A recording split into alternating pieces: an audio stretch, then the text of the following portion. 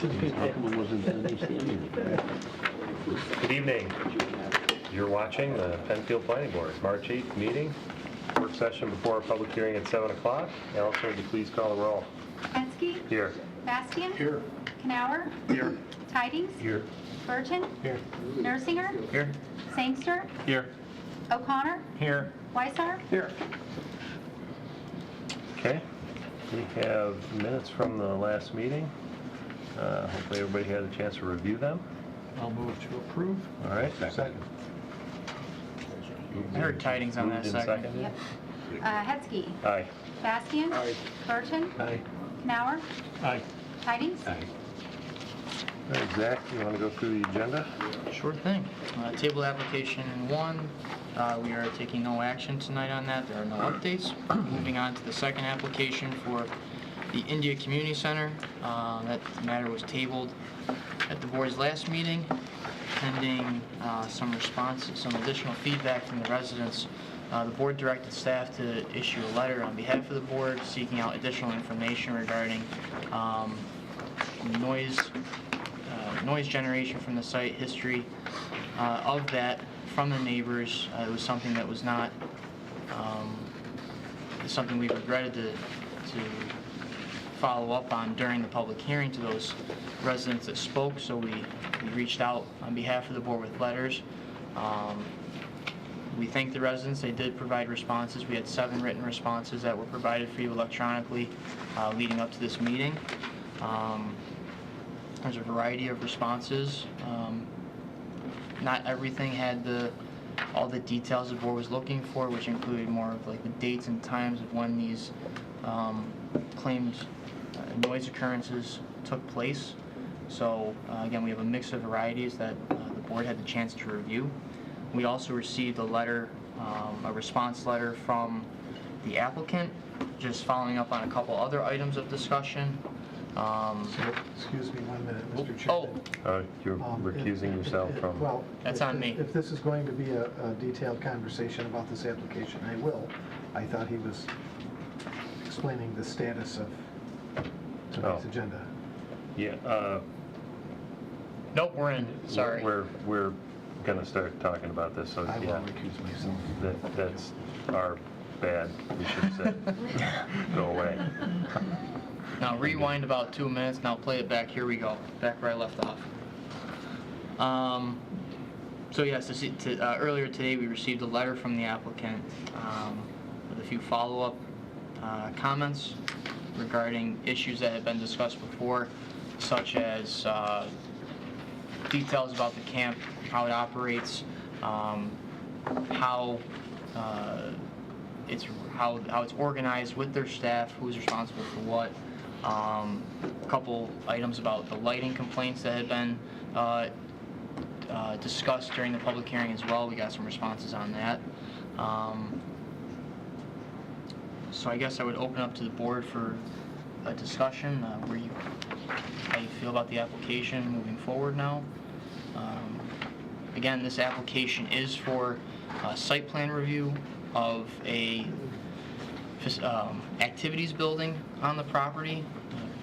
This is no other expansion to the conditional use permit is being requested at this time regarding the summer camp, the number of campers, the hours of operation, so on and so forth. This is specifically about the site plan review of a proposed activities building to be used by the summer camp program and the ICC exclusively. I guess I would add that you have to consider the comments, especially the ones that were recently received, in light of the actual application before the board. Make sure that they're germane to what's being considered. You know, the site plan and the building construction, as opposed to, not to get it confused with the prior application. I would just highlight, if you didn't have a chance to read the whole letter, probably the most pertinent part of the letter from the applicant's attorney is probably the last 2 paragraphs on the first page. So if you read anything, I would read those. Okay. Thoughts? Discussion?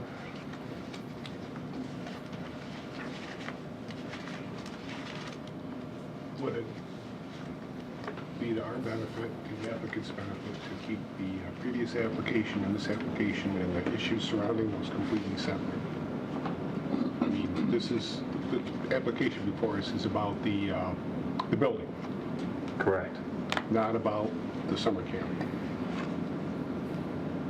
That's correct. So should we focus solely on the building and that application, and then treat the other issue via the special conditional permit? I guess that's a question I have more for Pete. Conditional use permit, keep that separate and distinct, because they really are two distinct. Yeah, what was, I didn't bring with me, I don't think the resolution from The the, previous? yeah, when it was approved, but is there a, oh, maybe I do have it. So it seems, I mean, typically when you have a conditional use permit, you've got opportunity to revisit or even revoke it if there are issues to come before the board that issued the permit. So if there are issues that would warrant that to be reviewed again, I think it could be handled as part of a special, the conditional use permit.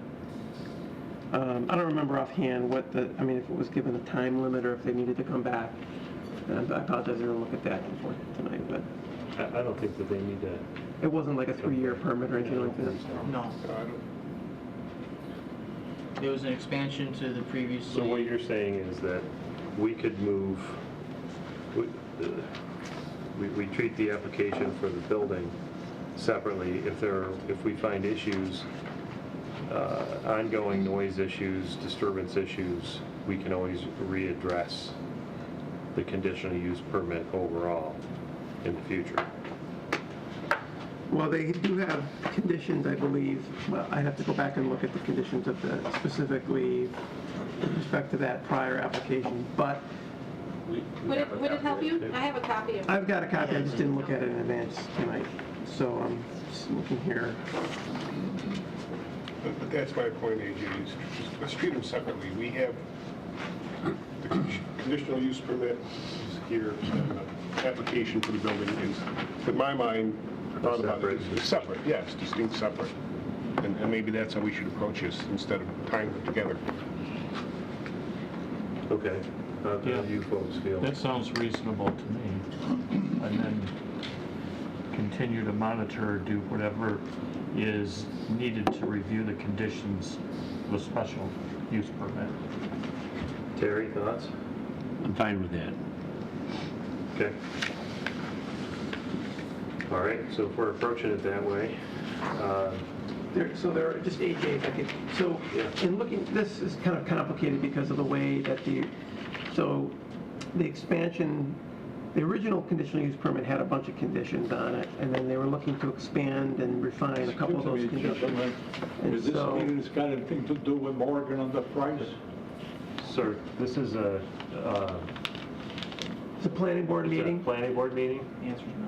No, It doesn't have anything to do with I what, was told from a neighbor that, There's an agenda on the table, I there's an think. agenda over there probably on the table if you'd like to take a look at it. To Yeah, answer thank your you. question, no, sir. Thank you. Not tonight.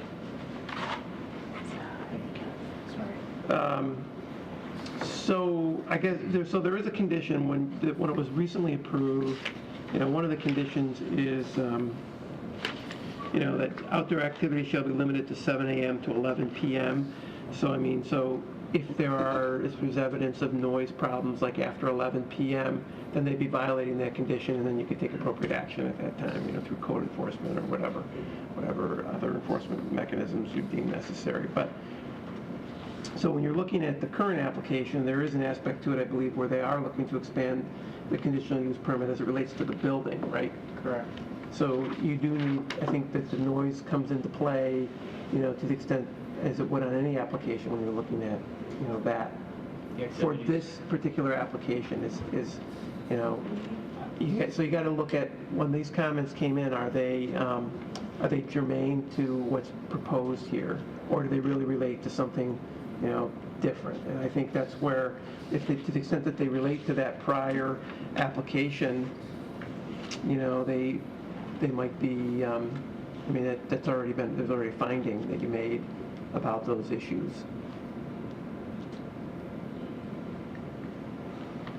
Now, if it turns out that there are What about complaints.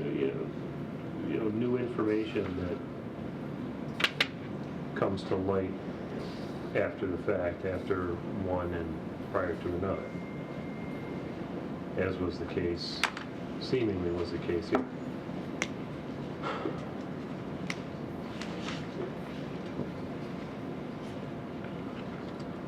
Well, if you think that it shows And that, I just want to,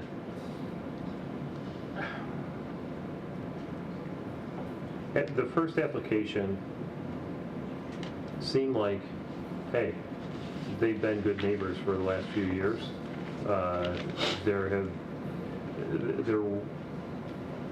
There were a lot more comments made the second time around than the first time around that at least led me to believe that they haven't made any alterations to their behavior in lieu of trying to be good neighbors. And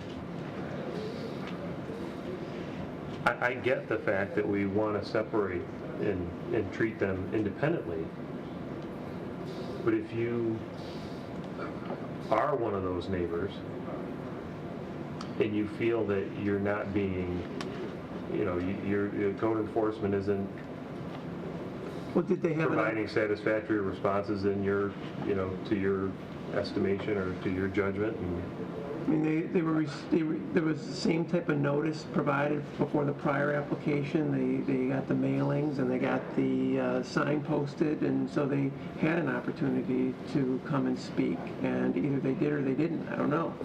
But, what's currently before the board is the site plan and the conditional use permit expansion as it relates to that building. Okay. All right. So, And if they have complaints that they want to make, that can be investigated. I mean, one of the challenges is that code enforcement is here during the day, not at night. But the sheriff, if there is a sheriff, if they have noise complaints, they could call the sheriff when they hear them, or make a note of the complaints and call the next morning, and and then it can be investigated. I have one thing for you. sure. One thing I would offer based on this conversation is in their letter that we received today, on the second page, second paragraph, not to Bill's point, unseparate the two, but when we think of what you're referring to, AJ, from the previous application, what was heard at the public hearing for this one, they do state that this building could offer or potentially mitigate some of those noise issues that have been stated by the residents that surround the property, that a building such as this offering indoor activities may help mitigate those. I just wanted to point that out in their letter for you based on this conversation. Okay. All right, so regarding the site plan and the proposed building, does anybody have any comments on the status of that? Any concerns based on the location, the structure, any of the details on the proposed building? I don't. Okay. We can start preparation of a resolution then. Okay. Staff can begin preparing a draft approval resolution for the March 22nd meeting. Is there anything else? Anybody have any other comments on it? All right, I guess I'll move to table pending the preparation of a draft approval resolution. Okay. I'm sorry, that was Bastian at second? Yeah. Okay. Hetzke? Aye. Bastian? Aye. Mauer? Aye. Tidings? Okay. All right. Thank you very much. Sure. Good night. Thank you. Sorry about that earlier, Jim. One action item. I didn't want Pete hollering at me. I hate it when Pete hollers. He only hollers at you. Now we keep them under control. I try not to speak. We have one. We have one item, right? Go ahead, Zach, and you need to steal your thunder there. I don't need thunder. One action item for the board this evening. It's regarding Ellison Heights Phase 2 for the apartments that are under construction right now. Some of our current construction? Yeah, that issue that at the steep slope. Oh, no, I don't believe we have a photograph. This was all, the town board received an email from a resident, and we provided that email in your drop. Basically asking a question about basically they noticed disturbance on one of the steep slopes. So what happened was that in the fall, the developer had begun the site work to excavate and prepare for the installation of the stairway that goes between the two buildings. Oh, hang on. You gotta go down. There it is. So between building 3 and building 4, it's on the map here, that excavation work had begun, but no additional improvements have been done since then, and obviously it's been a bit of a messy winter. They didn't stabilize it. Mike, can you speak Well, to that? there's silt fence at the base of the hill. That's all. It's just basically poor timing on constructing and grading out the slope, and then winter came and they couldn't get to it and stuff like that. So it's And then we just had thaws, and now you see this sitting right exposed now. dirt. And they're aware of all of it. We've already talked to them about, stabilizing it, getting it worked on and cleaned up and stuff like that. But it's just with the continual snow and stuff like that, it's just not feasible right now to construct. So the the request- resident wants us to affect an abandonment of the stairway and restore the slope? Basically, they're requesting to modify the board's previously approved site plan and say, why do we need, kind of asking, should the stairway be here? Does it serve us any good? It seems like it's impacting the slope. Can it be restored back? That would require modification of a site plan that went through several years of review and some litigation as well. But, part of the board's findings, if I recall, during site plan review was that this pedestrian connection was an important one.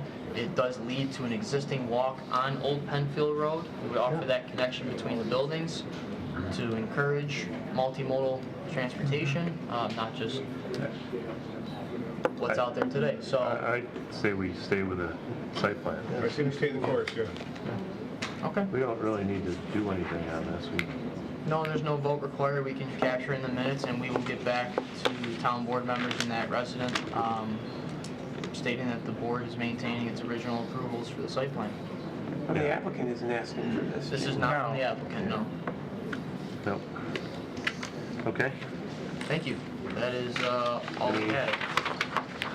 Okay, so tonight we have Sketch and RG&E withdrew theirs. Yes, I'll state that in the public hearing as well. When we come to that application, there was that application was withdrawn. So 4 total items, Correct. a sketch and 3 preliminary final. Yep. Okay. All right, if there's nothing else, we will recess and reconvene at 7 o'clock. Good evening, everyone, and welcome to the March 8th meeting of the Penfield Planning Board. We will begin the meeting with a Pledge of Allegiance. I pledge allegiance to the flag of the United States of America and to the republic for which it stands, one nation, under God, indivisible, with liberty and justice for all. All right, thank you everyone for coming tonight. We have 4 items on our agenda. One of them was withdrawn. The RG&E application was withdrawn. We have a sketch plan and 3 preliminary and final applications. What that means, the difference between a sketch plan and a preliminary and final. Sketch plan is an informal review of an idea or a conceptual idea that an applicant has for a proposed development. It's not an official application. What happens is they will present their idea. We have an opportunity as a board to ask questions and get some additional information, and it's also an opportunity for the citizens of Penfield and other interested people to speak and ask questions and give us comments. At that point, once that happens with a sketch plan, we draft a letter, we send it out to the applicant, and they make a decision as to whether they want to pursue their project or not in the future. Preliminary and final applications are for actual, hey, this is a project that we have and we want approval for it. So the way the process works is the applicants will come up to the podium, they will give a presentation of their proposed development or project. The board will ask questions, and then we'll open it up to the audience for comments. And please, if I call your name, come on up to the podium, give us your name and address for the record, and address your comments to the planning board, not to the applicant. Any other housekeeping issues? Please silence all your cell phones. It's embarrassing when they go off for you. So with that, Zach, please read the first sketch plan application. Thank you, Mr. Chairman.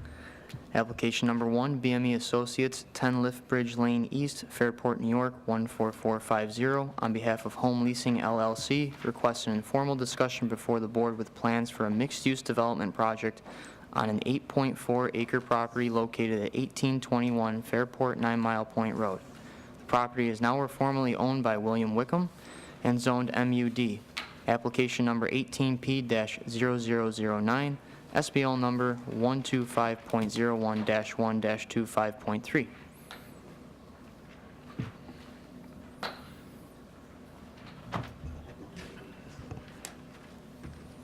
Okay, I'm going to start. We have several people presenting tonight. My name is Ellison Heights.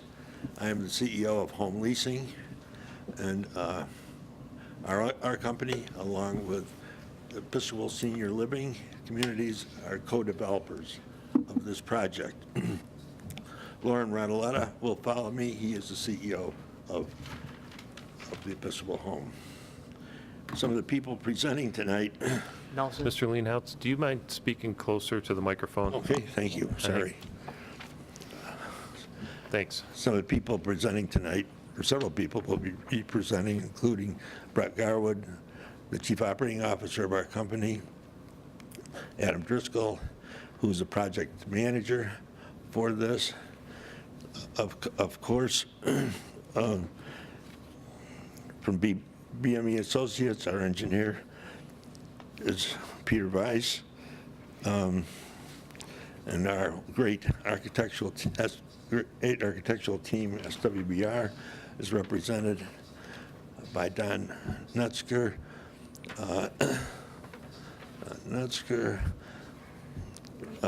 Joe Gibbons, Letitia Fanatero, and Eric Reynolds.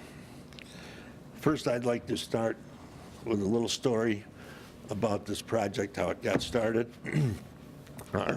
Our company, Home Leasing, is in the business of building, owning, and managing affordable housing. And we have 12 senior communities, many of which are located in the suburbs around Rochester. But we've never been able to find a site in Penfield, although we've been searching for many, many years. 2 years ago, Adam Driscoll joined our company, and with the new zoning here, new mixed-use zoning, we discovered, we found a great site and talked to Bill and Debbie Whitcomb, who after some time agreed to sell the property to us, providing they could be successful in moving their Whitcomb farms across the street, across Route 250, which they now feel is very feasible, and we're excited about their plans. I believe we're very excited to work with them, and it's really been a delightful relationship so far with Bill and Debbie. the location here is just fabulous for what we plan to do, especially being next to the YMCA and also a short distance from a grocery store, pharmacy, and restaurants, as you well know. During the past year, we've had many meetings with this great development team, and I've got to know Lauren Ronaletta very well, the CEO of Episcopal Home, and now it's my pleasure to introduce Lauren.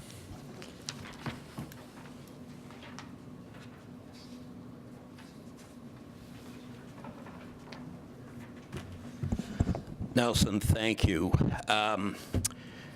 I have to just share a couple of quick tidbits. I grew up in Penfield, have been a 35-year member at Penfield Country Club, and I've always dreamed of some kind of cart path from our driving range to this property so that there could be kind of an integration of, in my view anyway, Penfield Country Club and the senior members. Putting that aside, I have been with the Episcopal Senior Life Communities for 34 years. I went there when we were a healthcare organization, and over the last 10 years, we have moved off our Mount Hope campus into 6 sites around Monroe County. And we have a menu of products that range from the nursing home on Mount Hope to assisted living to housing at various prices, from $450 a month to over $2,000 a month. When Nelson and I happened to run into each other, we really kind of came together as Episcopal Senior Life being the service provider and Home Leasing being the property developer.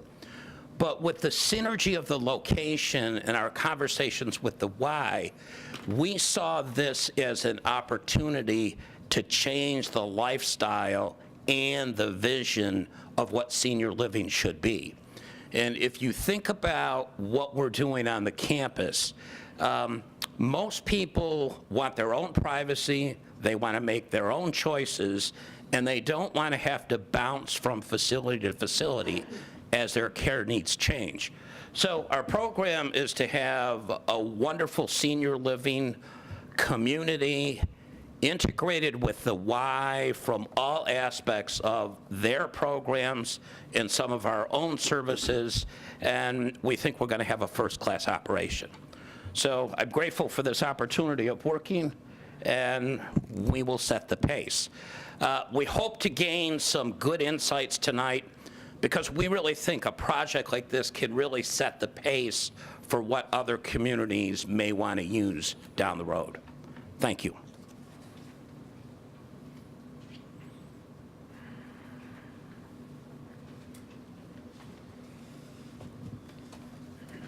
Thank you. My name is Brett Garwood. I'm the Chief Operating Officer for Home Leasing, and I think Lauren really did a good job articulating kind of a broad vision. So I want to just start to talk a little bit about the project components to get a little more detail, and then BME and SWBR will talk about some design issues.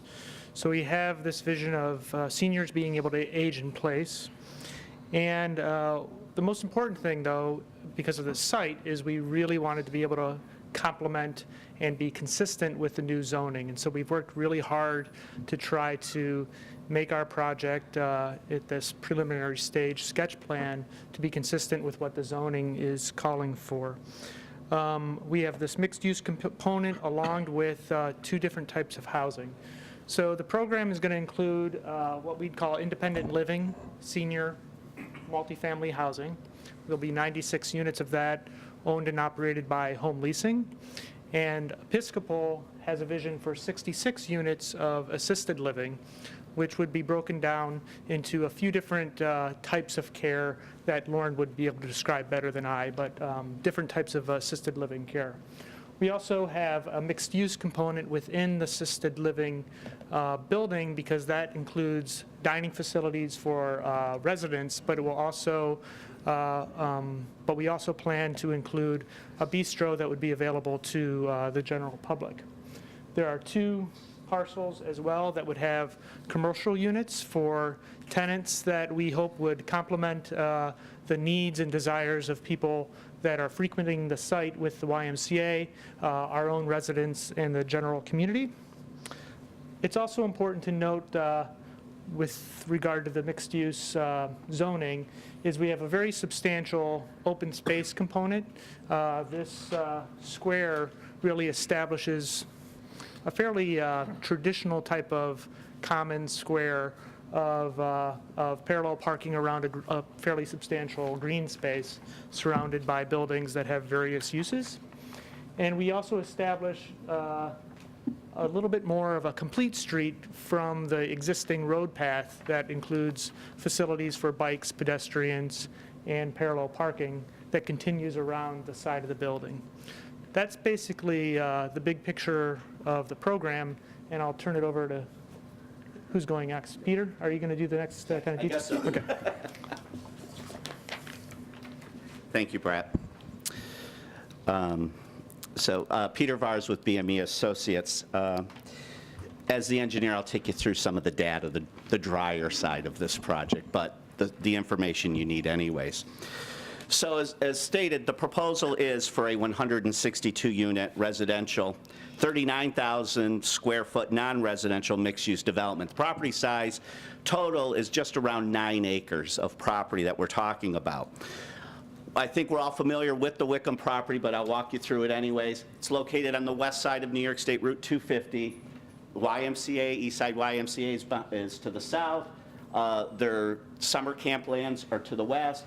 There's other lands of Mr. Wickham to the north, and then the former Grossman's garden store is at the northeast corner.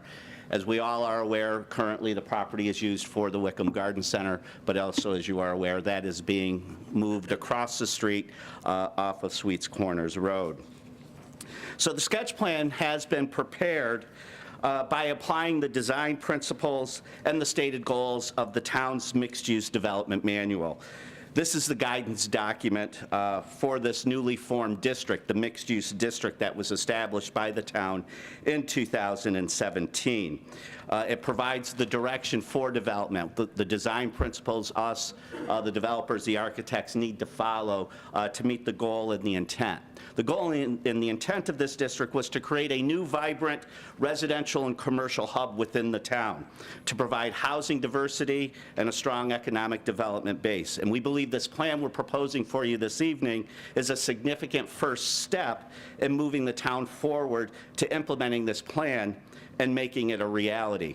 I know Nelson and Lauren are very excited to be the first people through the door in this district, and as I think they were a little reluctant to say they're very excited to be in Penfield because they truly believe what they are proposing here truly meets the goals of the mixed-use district of what the town envisioned. The plan calls for a diversity of housing, as Brett laid out. It calls for non-residential uses in the form of both commercial spaces and community open spaces. And it forms a strong intermodal transportation plan, which was another key concept within the mixed-use development manual. So in particular, Brent walked through a lot of this. The housing component is 162 residential units that would be provided primarily in 2 buildings. This will provide different levels of housing for the general population depending upon their needs, and also will offer varying management levels of management or care for those individuals. The density of 162 units is around 17 units per acre. The mixed-use district that we're in, which is Area A, which is core mixed use, allows a maximum density of 20 units per acre. So we do meet the density requirement of the district. As we mentioned, there's 39,000 square feet at this time proposed of non-residential use.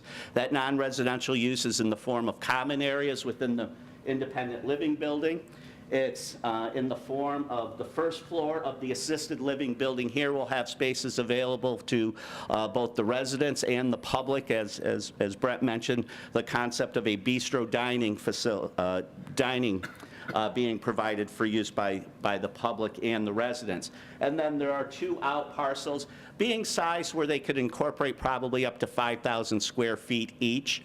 Those would be commercial spaces that the development team's seeing to provide services that not only would support the residents, the residential mass that we'll be bringing into this district, but also be able to work with the population at the YMCA and also provide a commercial core within the southern portion of the mixed-use district along the Route 250 corridor.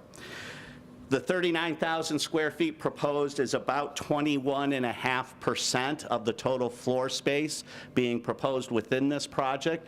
The MUD district requires that the non-residential component is a minimum of 20%. So it is their intent to comply with that requirement. The other land use component is open space, and the mixed-use development manual took open space to a different degree. Instead of just being the blanket green space, open space, and it is what it is.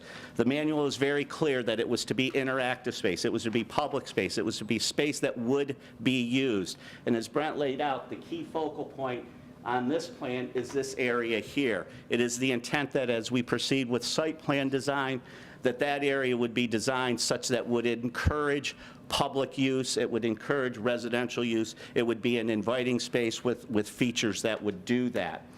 Total public use open space on this property is just over 2 acres, so it's around almost 25% of the property total. And the code requires that open space be at 20%. So again, we're meeting that land use requirement within this sketch plan. So in addition to the land use plan, the other key tenet within the development manual was intermodal transportation. That development within this district would be more than just providing streets with just 2 travel lanes and using the car to get everywhere. This plan's been prepared using the design guidelines to promote intermodal transportation. What's that mean? That's pedestrian, that's bicycling, it's rollerblading. And this complete street design's been prepared to accomplish all of that. Access to the site would be obtained using the existing driveway or roadway that comes off of Route 250 that currently serves the Wickham Farm Market and the YMCA. Excuse me.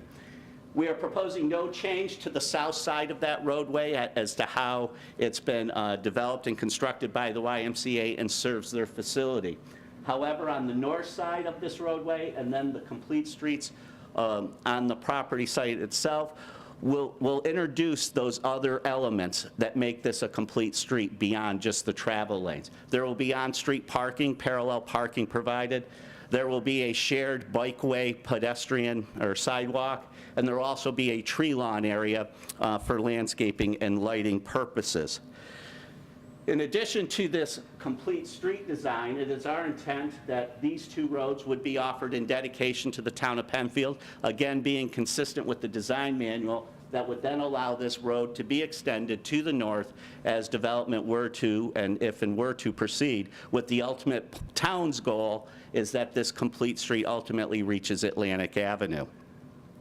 So the provisions for that are being made. But the other key component has been a strong pedestrian network, and this plan does that also. And it does it in 3 key areas. First of all, it will continue the route or the sidewalk that's along New York State Route 250. It'll be constructed along the west side of the state highway. So it'll be a continuation of the sidewalk that's currently along the highway south of the property. There will be multiple connection points within the interior site to that sidewalk, which would allow residents and users of the spaces here to access that sidewalk and move south on the current system and north as the sidewalk system were to be extended. But it also would allow people from outside the project site that may be using this sidewalk to get to the property to access the interior of the property. We've also already have talked about the shared sidewalk and bicycle path, excuse me, that will work with the street design, providing, again, a north-south passage. But the primary pedestrian component here is in this area here in the Can middle. you pick up the mic? Is there a handheld? Yes, there is. Okay. The green light on? Yes, it is. Okay. So the primary pedestrian way is here in the middle of the site.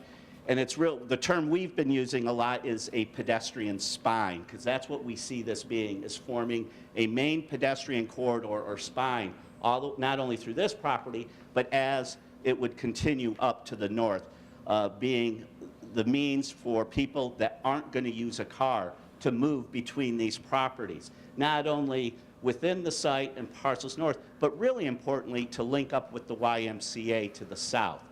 This, as you look at the detail on the plan, and there would obviously be greater detail added as we move forward the site plan design, is more than just a 5-foot sidewalk. It's not intended to be that. We're talking about a pedestrian way that not only provides pedestrian mobility north-south, but it anchors the common green space to its east. But it also anchors this commercial space here and the commercial non-residential uses that would be in the first floor of this building. So it's through this strong pedestrian and bike program that we believe we meet the goals of the design manual as it relates to the intermodal transportation.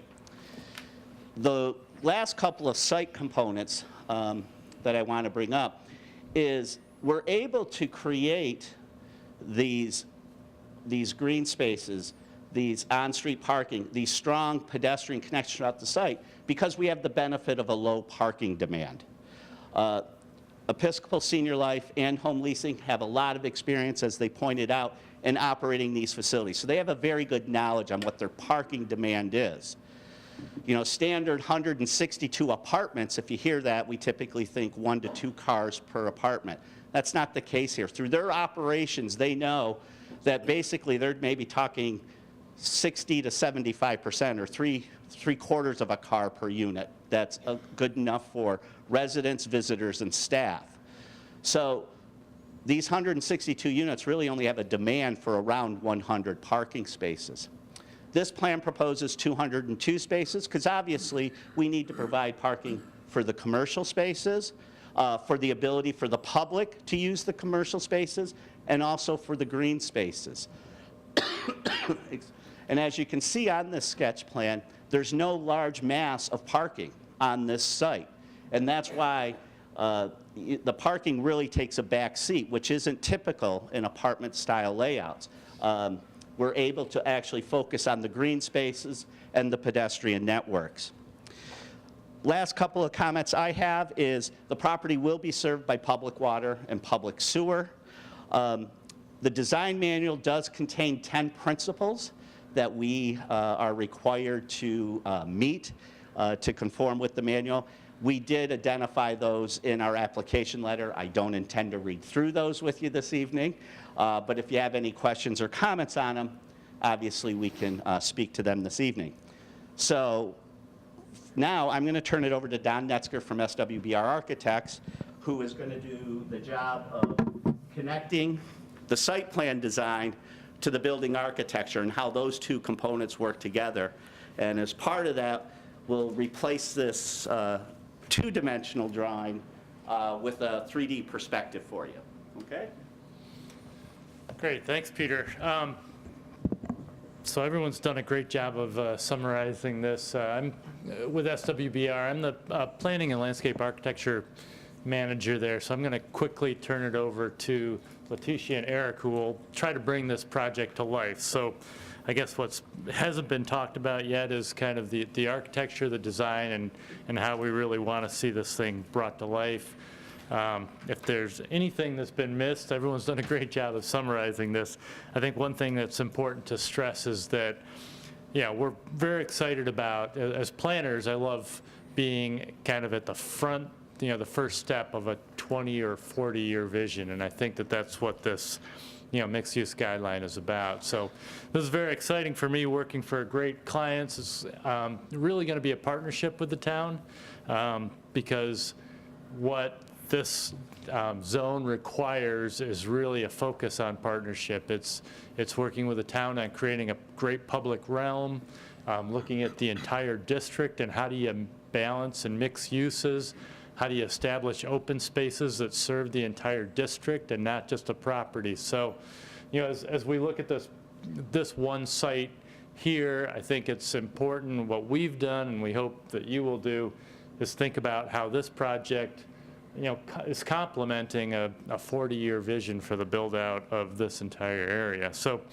that's one thing. We're also excited about just the idea of kind of new urbanism, almost a new town in Rochester. One of the things, because Rochester's has such a slow-growing economy, as planners and designers, we never really get to create hamlets from scratch. So this is a great opportunity to do that. We think that this project will provide some of the ingredients to start creating this hamlet. So again, I want to try to introduce Letitia and Eric, who are going to try to bring this project to life, but just in terms of the architecture and the feel, the general design character that we want to create, besides all the things that Peter described as this thing being walkable and mixed use, meeting a market need, I think one of the things that we really want to strive for in the design and the architecture is to make it an authentic place. It's not just going to be a huge project. We don't want it to feel like one large project. I think it's great that it is going to be one large project. It's going to bring great critical mass to the beginning of this development, but we have to make it feel authentic by mixing the different styles. And so when we start referencing architecture, are we referencing historic architecture? Are we thinking about the future that we're setting? Are we respecting the agricultural roots, or are we kind of establishing a new kind of more, you know, active senior or millennial destination? So, you know, what we have done so far is really strive to kind of create different types of styles of architecture, create great public places, you know, real focus on the public realm, which is going to be, you know, these new streets that are created, this new dedicated pedestrian walkway, and this green. So we'll be focusing on the public realm and trying to make this thing as authentic as possible. So with that, I'm going to turn it over to Letitia and Eric, who will... Before you run, could you share with the board the team's vision for the town square component?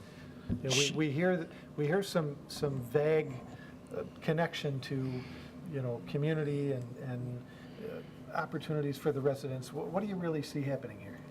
Okay, so, you know, the really one of the anchors of this community is going to be this community square right here, which will be entirely public oriented. I think the plan is to try to program that as much as possible. When I talk about a public-private partnership, I know that the developers and the owners are going to have some ideas in terms of how they'd like to program this square, but they also want to make it a community square. So I think that's one of the areas that they'll want to work with the town in terms of programming this. But, you know, really one of the ideas here is that as you come into the project, the first thing that you see is this large community square, whether we call it the square or the commons, that would be surrounded by very active street frontages. Primarily this one here that would be commercial uses, public uses, as well as residential uses. So, you know, really trying to activate this space, and also we envision that commons as something that connects to the YMCA, which is a wonderful existing asset that you have in this mixed-use development, and eventually being part of the terminus of a pedestrian spine that could keep heading north. So, you know, it's really a public square like you might see in a New England village. It might be Kennelly Park in Fairport that has the gazebo and the band concerts. And again, as a You're seeing a little performing arts, maybe some athletic endeavors, maybe picnics, events. So what we'd like to try and do is make it as multi-purpose as possible, not doing a lot in the center, probably having some sort of a gazebo performance area that could could function that way. But yeah, I don't know if it's going to be an athletic center, but who knows, ice skating maybe, or, but, you know, farmer's market, community events, concert series, flea markets. I'm sure that, you know, Home Leasing and Episcopal Senior Life are going to be open to discussions with the town, and it's one of the exciting opportunities here is how is that thing programmed. But our design right now, the intention is to keep it fairly simple so that it can be as functional as possible for as many different types of events as possible. Thank you. Okay. So, Letitia?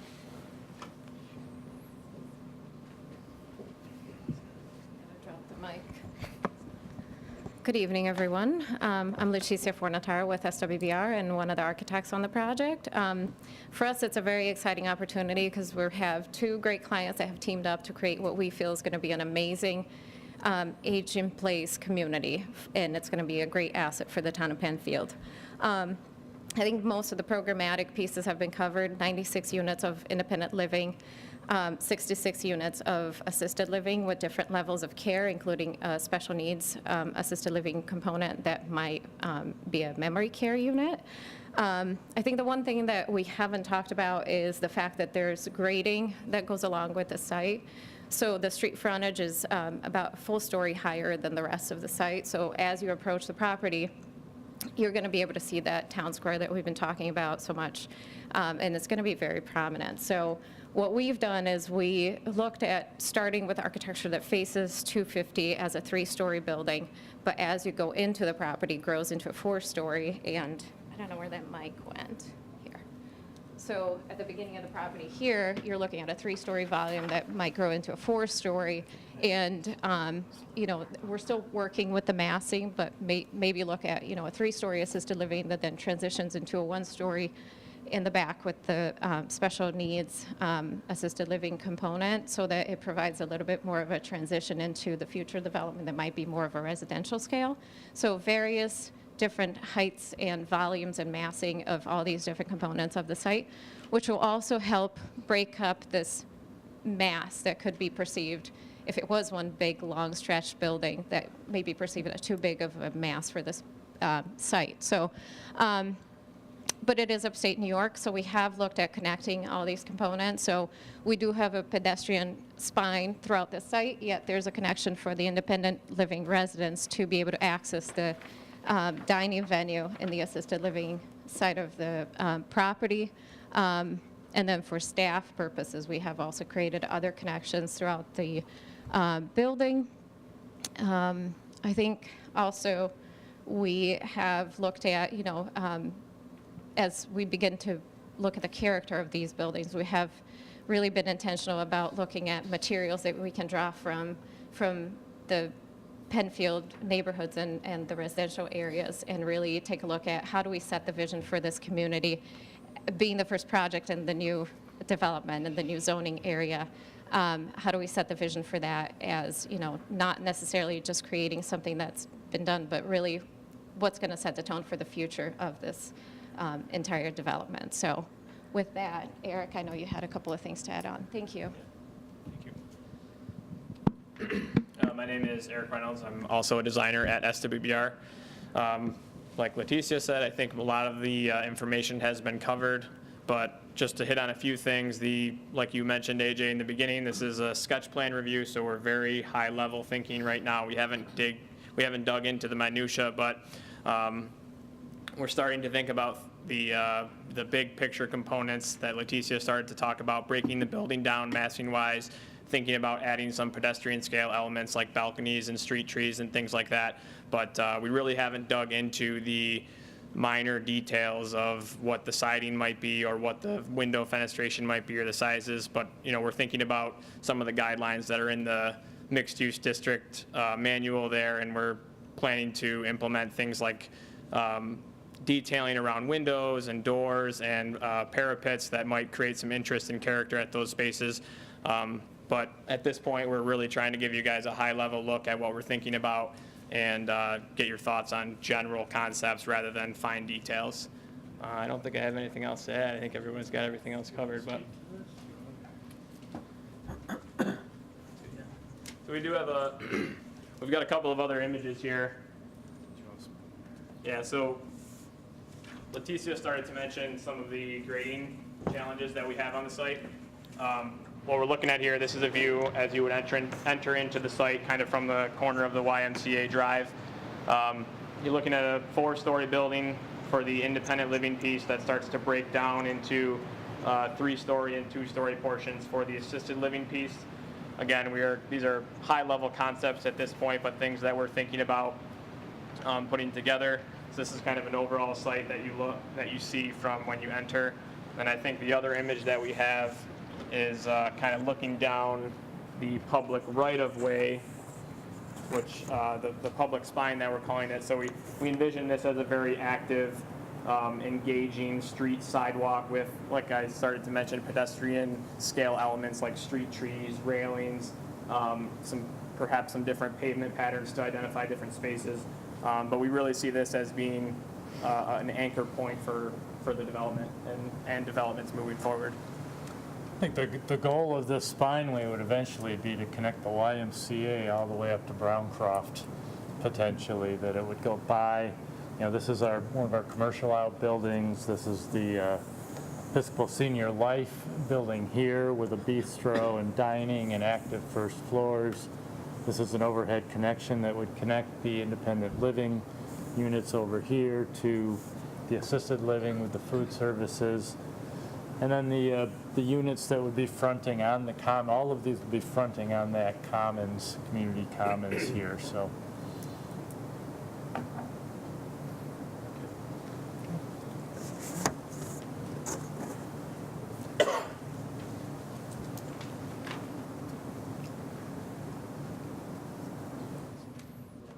Who's next? We're all set. You're all set? Okay. Thank you. I didn't know what. There's a runway there. Okay, comments from the board. Who wants to start? I can start. Have at it. First of all, very impressive project. I can tell everybody's done a lot of work on it to date. In the development manual, there's one of the key things I think in there is a connection of the architecture to the community's historic character. And when I look at some of the renditions of these buildings, and I know Eric had mentioned there may be some architectural details that would be added to the buildings, but the one thing that strikes me right off the bat is the flat roofs associated with the buildings. And looking at it, it really doesn't have like a town or a village feel to me. I think there's some opportunities to change that somewhat, and also maybe key on, in some of the buildings, things like mills or barns, even if it's something that may be a modern interpretation, something like that with the buildings. I think we really want it as a village and a town feel. So I think that was my main comment.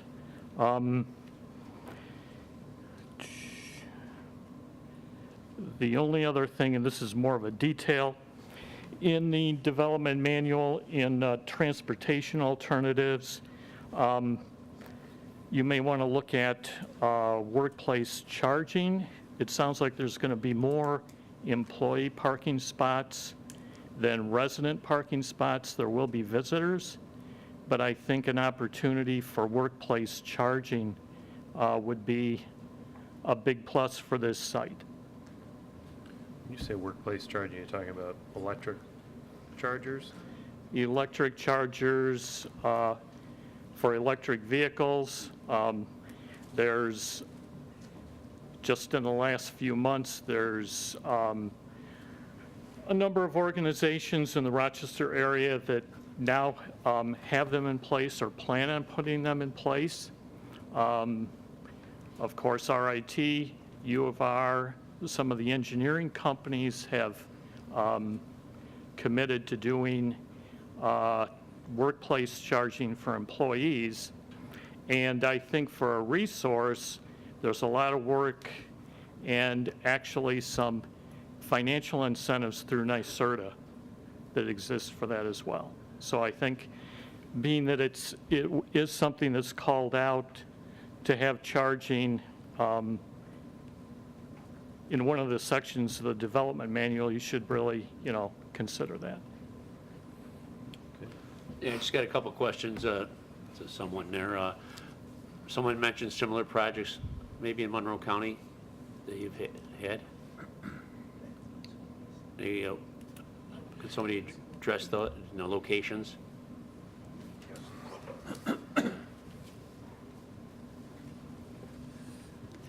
Our closest community is in Gananda on Canandaigua Road, and we have senior communities in Ogden, Churchville, Farmington, Greece. I think there's about 6 in the area. We'd be happy to tour the planning board on all or some of those locations. Okay, thank you.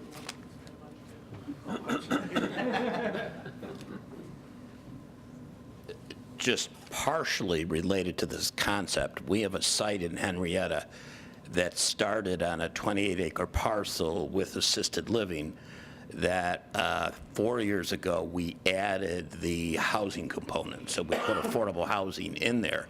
And, when the two of us toured it and we saw the synergy between the buildings and the program benefits, I think that really encouraged our thinking.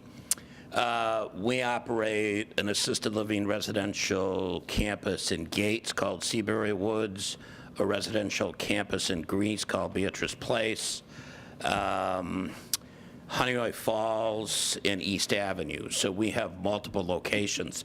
This really is a new venture. And, as I said in the beginning, kind of the old stock looked at when you age, you need health care, you go to a place. And more and more and more, we are now seeing that people want access to services. And one of the things I failed to mention before that I think ties into this, around each of our 6 sites, we have something called a neighborhood outreach program. So we want to know all the seniors living in a 5-mile radius around our facilities.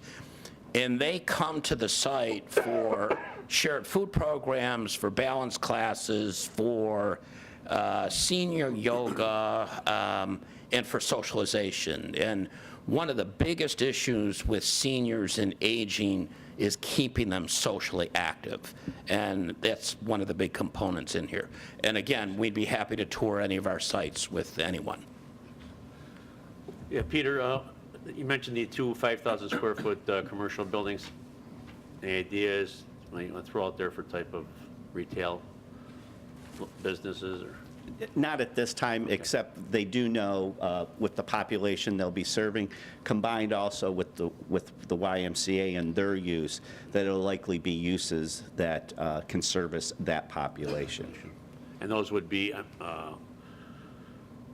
sold or rented prior to them being built, or are they going to be built at the same time everything else is going to be built? No, they'll likely would be constructed at the time that the tenant is known, and they'll be out parcels, very similar to what you've done up at Baytown.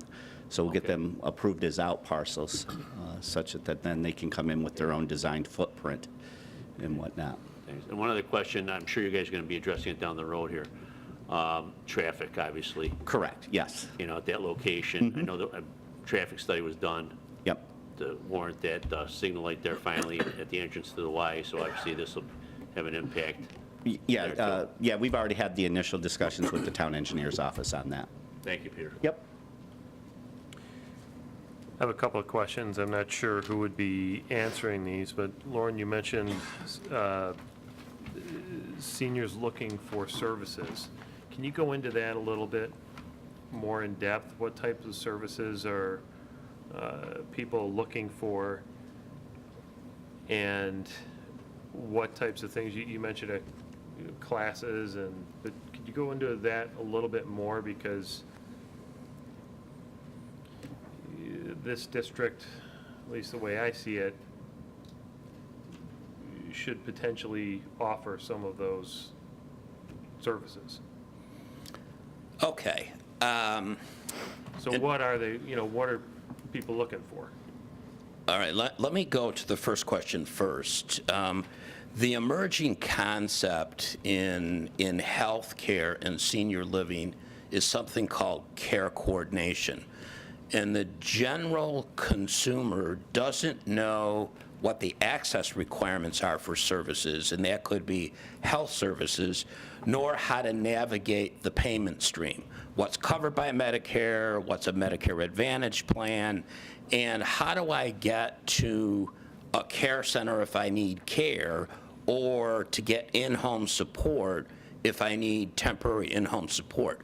So the emerging concept in our business, excuse the expression, is care coordination. And it's not hands-on someone, it's almost like a coach and a counselor to a person or to a family member to be able to look and see where to go and how to get it. Your second question, our neighborhood outreach programs take on the personality of the needs of the community. So, example, in the town of Henrietta, we work with the town and we go to the senior center and we do the Meals on Wheels nutritional counseling once a month for about 80 people. So our staff are the technical, professional, nutritional aspect of a meal program. We have a walking club there, we have a garden club there, we have a senior balance club there. And that was specifically set up in Henrietta around the needs of the town and what they wanted complementary to what they did. In the town of Greece, we have a huge relationship with the neighborhood itself. Beatrice Place is tucked in the corner of Denise Road and Lake Avenue, about a mile from the shore of Lake Ontario and a mile off Lake Avenue. And it's a very old middle-class neighborhood, and several people there come to us. So I can't tell you numbers. I think there's about 50 people in the neighborhood that come to the center, to our housing in Greece. We have just set up a physician office there. So there's about a dozen people from the community who go there for primary physician care. They come for shared meals, they come for exercise and fitness classes. And one of the things that we are trying to do is connect people to what they need. If you have a sudden decline or you lose a spouse, that trailing spouse in the community often doesn't want to eat, sometimes doesn't take medication, and doesn't go out. And one of our counselors, our fitness counselor, actually made a personal call to someone who wasn't showing up for her normal fitness classes. And the person said, I'm depressed, I lost my husband 3 weeks ago and my sister a month ago, I don't want to deal with people. And I mean, I don't know how you value that, but you can't prescribe some of the interactions that occur. Right now, on Mount Hope in Honeoye Falls, we have a grant from the Greater Rochester Health Foundation to study the neighborhoods in the city, the 19th Ward and the west side of the Genesee River, and then a rural area where people really have to come together across the miles. And the Greater Rochester Health Foundation is trying to help understand the connection between social determinants and health. An example, we've gone over to Kennedy Towers, which is a low-income housing project over on Plymouth Avenue, and have put a bus together, taken the people to the public market to buy fresh fruits and vegetables instead of TV dinners. So we haven't done a market assessment in Penfield to say this is what we will do here. We've had a preliminary conversation with Mr. Brabell and Mr. Fitzpatrick about what's the synergy between the programs at the Y and what we can do. And it relates both to the commercial space. You know, George was really clear. Well, put a spa in there, put a fresh food, put things in there that would complement what we don't do here. And I just thought that was a good piece of advice. And, you know, I think you're well aware that the program at the Y is crossing into healthcare. There's a physician practice that's based there. But there is no therapy center there. There's no outpatient license for therapy. That could be an option for one of the outbuildings or for our own space. So we're really, I mean, we're a little early on here, and we have a lot of components of this that we really want to fit around the needs of the community. And again, we haven't looked at the senior needs in the surrounding area. I could tell you about the senior members at Penfield, but that's all. Okay, don't necessarily go anywhere. Okay. Kevin, help me. No. What Excuse types me. of studies on demand versus supply for this type of housing for the entire complex are you finding and have been done? We are in the middle of our own demand analysis right now. Our consultant was in from out of town 2 weeks ago, and we have not had any findings. What we think is that we will have no more than a 7-mile radius of referrals, and that would be a ring that we would be looking at the surrounding communities. One of the things that we know is they're really... Just to interrupt, so if I heard you right, what you're assuming is that 7-mile radius around this site is where most of the people who ultimately would live there are going to come from? Correct. Okay.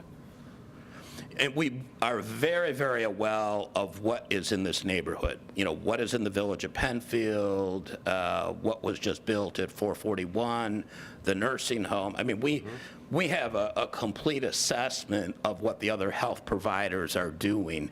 And, you know, we don't want to come in and compete. So we really want to offer something a little bit different.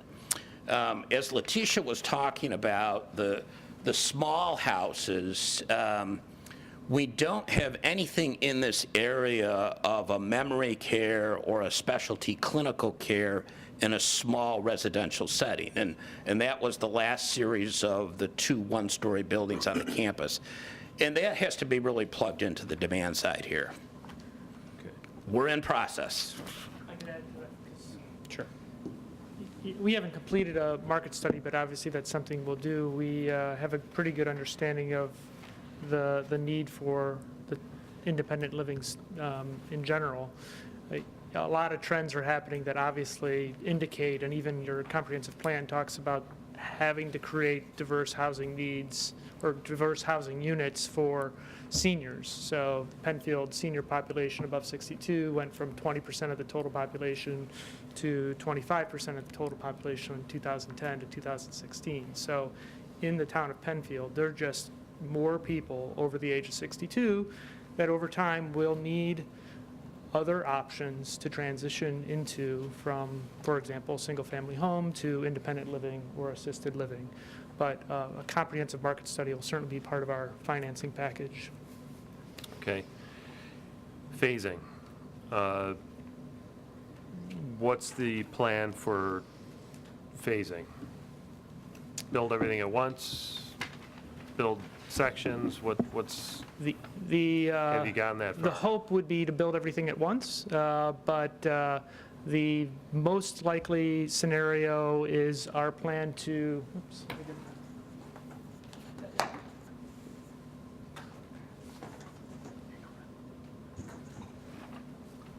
Our hope would be to build everything at once, but Our intention is to, at the very least, build the independent living building and the assisted living building all at once.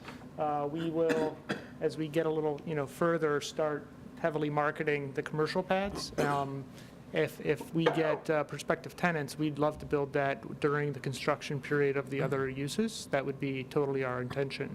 But we don't anticipate building this in small, little pieces. Okay, thanks. Bill? Jim? I just have one question, and I don't know who to direct this to, maybe Peter. But to realize this vision, this concept, are you going to need specifically the YMCA to make any accommodations or changes, something like maybe reconfiguring the parking lot for the pedestrian spine? We've been meeting with the Y quite regularly since back in November, December to discuss that. It's our intent to maintain the YMCA's current operations, layout setup as it is, to basically bring this development in on the north side of the shared driveway with as little to no impact to the YMCA and how they currently operate today. We really don't want to disrupt their presence there. So we've even recently, we've just met with staff again we brought town staff in this week to start even discussing that further of how we bring the complete street concept in while maintaining the integrity of the current YMCA and how they operate and access their property and everything. So that'll be something that'll be definitely addressed with the actual site plan application.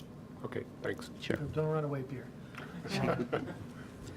Does the site and the site improvements accommodate a temporary construction roadway so that the construction traffic is not traversing down the YMCA entrance road?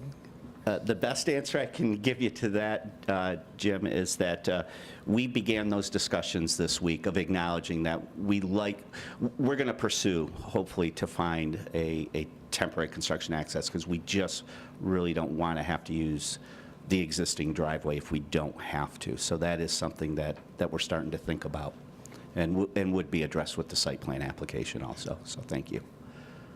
Mm-hmm. Okay, thank you.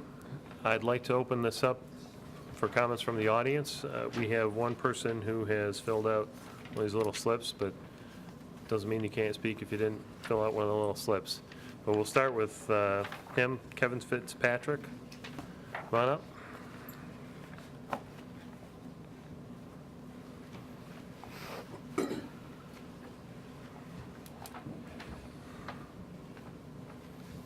And hopefully I didn't butcher your name. You got it right, AJ. Good evening. I'm Kevin Fitzpatrick. I'm the Chief Operating Officer for the YMCA Greater Rochester, and I'm also a Penfield resident. So just four real quick comments. One is that the Y supports any type of responsible development in Penfield that enhances the quality of life. So we think this is a great project that enhances the quality of life. We also want to make sure as we do this, we're focused on safety of our members and safety of the community. So as we talk about roadways and access and things like that, we just want to make sure that our members in the community stay safe. So we've been doing that. We've met since November. We've made great progress in all of that. Secondly, we've had a great positive relationship with Bill and Deb.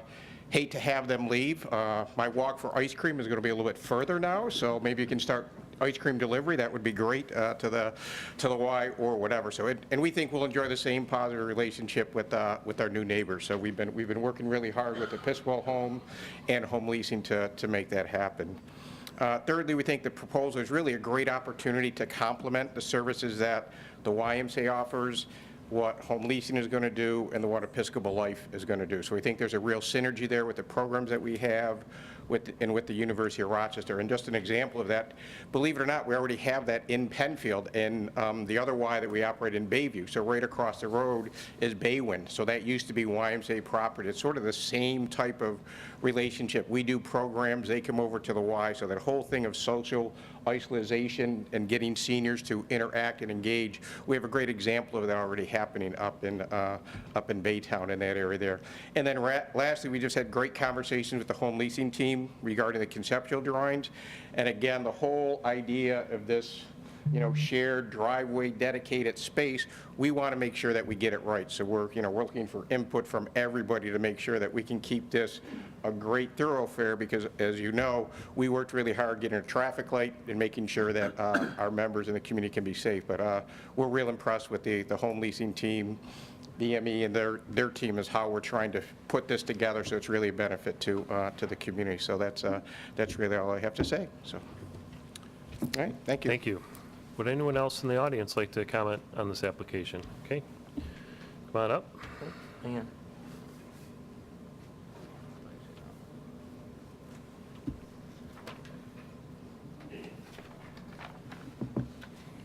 Hi, Dylan Dayton, 1692 Dublin Road.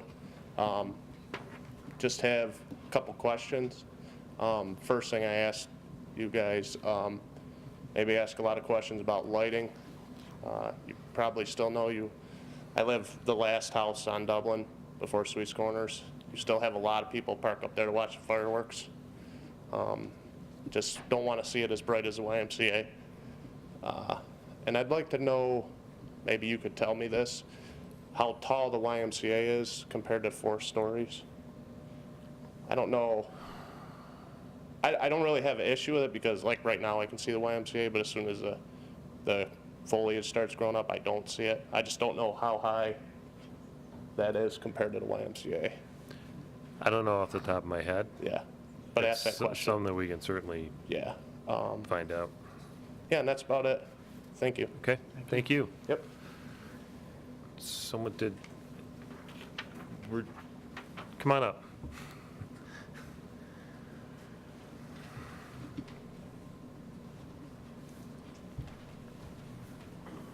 I have a very brief comment. It occurred to me in listening to the... Do you mind sharing your name and address with us, please? My name is Roger Button, and I live on 1655 Creek Street. Okay. It occurred to me in listening to the presentation, you mentioned water and sewer, but not electricity. And here I think there might be an opportunity because several large corporations are using fuel cells and solar to be essentially off the grid for economic reasons and for reliability of their power supply. For example, Bloom Energy has supplied fuel cells, metal oxide fuel cells to Google, to IBM, to Staples, and a single unit supplies about 160 residential houses. And it's an economic choice as well. So it's just a suggestion you might consider. Sure.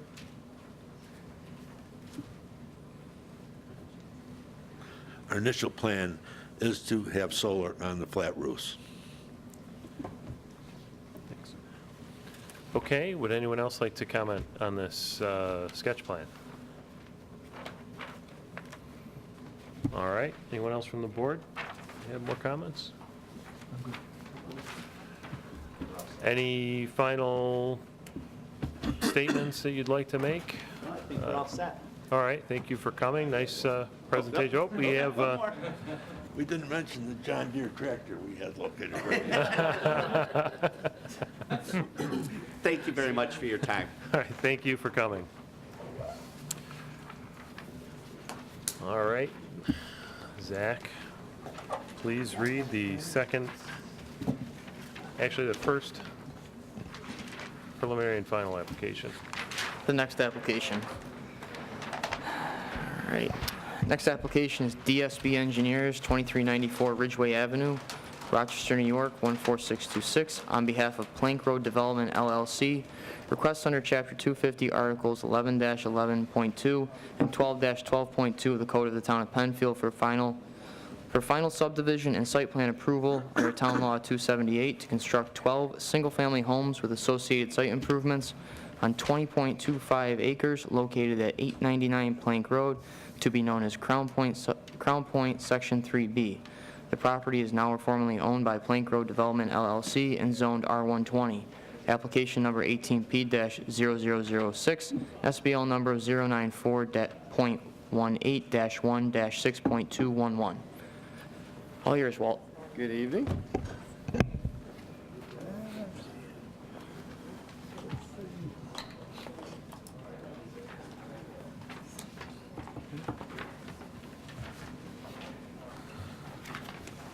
Steve's here. Good evening, I'm Walt Baker with DSB Engineers. With me tonight is Mr. Steve Philippone of Plank Road Development.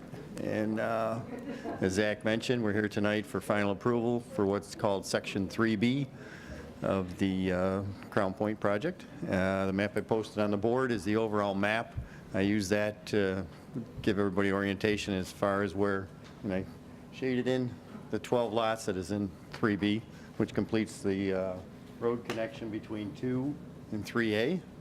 And, you know, as the board recalls, it was approved back in 2004, and project was R120, and it received Town Law 278 cluster approval for the project with 17,000 square foot minimum lots. The lot sizes in this particular portion of the project, the smallest one's 18,000, it goes up to 26, and one's even 40,000 square feet. So it's consistent with the preliminary overall plan. We did receive comments from the town staff, and they're technical in nature. A lot of them are minor little cleanup things as far as signatures on pages and that type of thing. So we don't have any issues with town comments, and we'll move forward with it.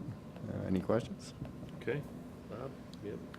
Yeah, I think I'm set. I was going to ask you about the PRC comments, if there were any issues, but no.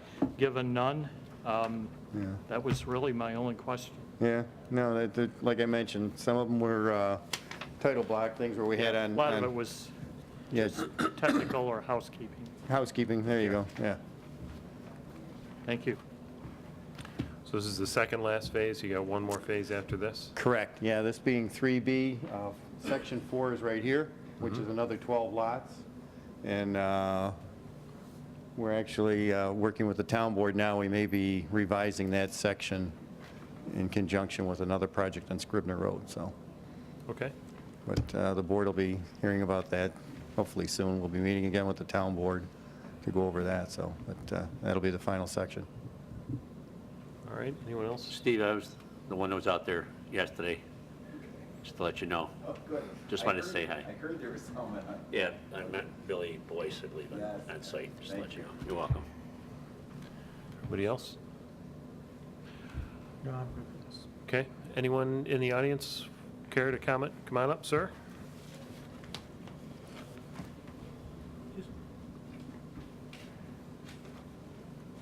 It's Dale Mers, 1399 Shoecraft Road. And my question is, I have a French drain that drains out there onto this, and they were supposed to pick it up. It's roughly right here. And they were supposed to put a catch basin on the property line and pick up that buried drain, which drains alongside my house from up in here. And I just want to make sure, I stopped upstairs, and they do not have any drainage plans yet. I wanted to make sure it was on the plans, and I just want to get on record. They told me that, yes, they're aware of it upstairs, but I just wanted on record because it would cause me an awful lot of grief if it didn't happen. Okay. Okay? Thank you. Mr. Baker, would you care to respond to that? Yes, actually, the drainage is on the grading plan, of course, grading and utility plan. And he's right, there is a storm system that comes to the backyard. In fact, what's his name, Mike O'Connor, town engineer, assistant town engineer. He mentioned because the original preliminary design had the catch basins basically in the middle of the backyards behind the houses, and the drainage swale was through this area, and he just, in his comments, in the PRC comments, he asked if we could move the grading back and put the drainage swale to the backyard, which in turn would move that catch basin closer to his property, so we could accommodate that tie-in. So that'll work. Yeah. Okay. Mike had a good comment as far as the grading. We actually took over the project, and the previous preliminary plans had it in a spot where Mike made the comment, which is a good comment. So we'll take care of that. Oh, yeah. His property's actually higher than this section, so it all drains down. So we're going to actually do some earthwork, cut it back, so we'll accommodate you. Okay. Anyone else in the audience like to comment on this application? Anybody else from the board? Any further statements from you? I'm good. All right. Thank you very much for coming. All right, thank you. Zach, next item.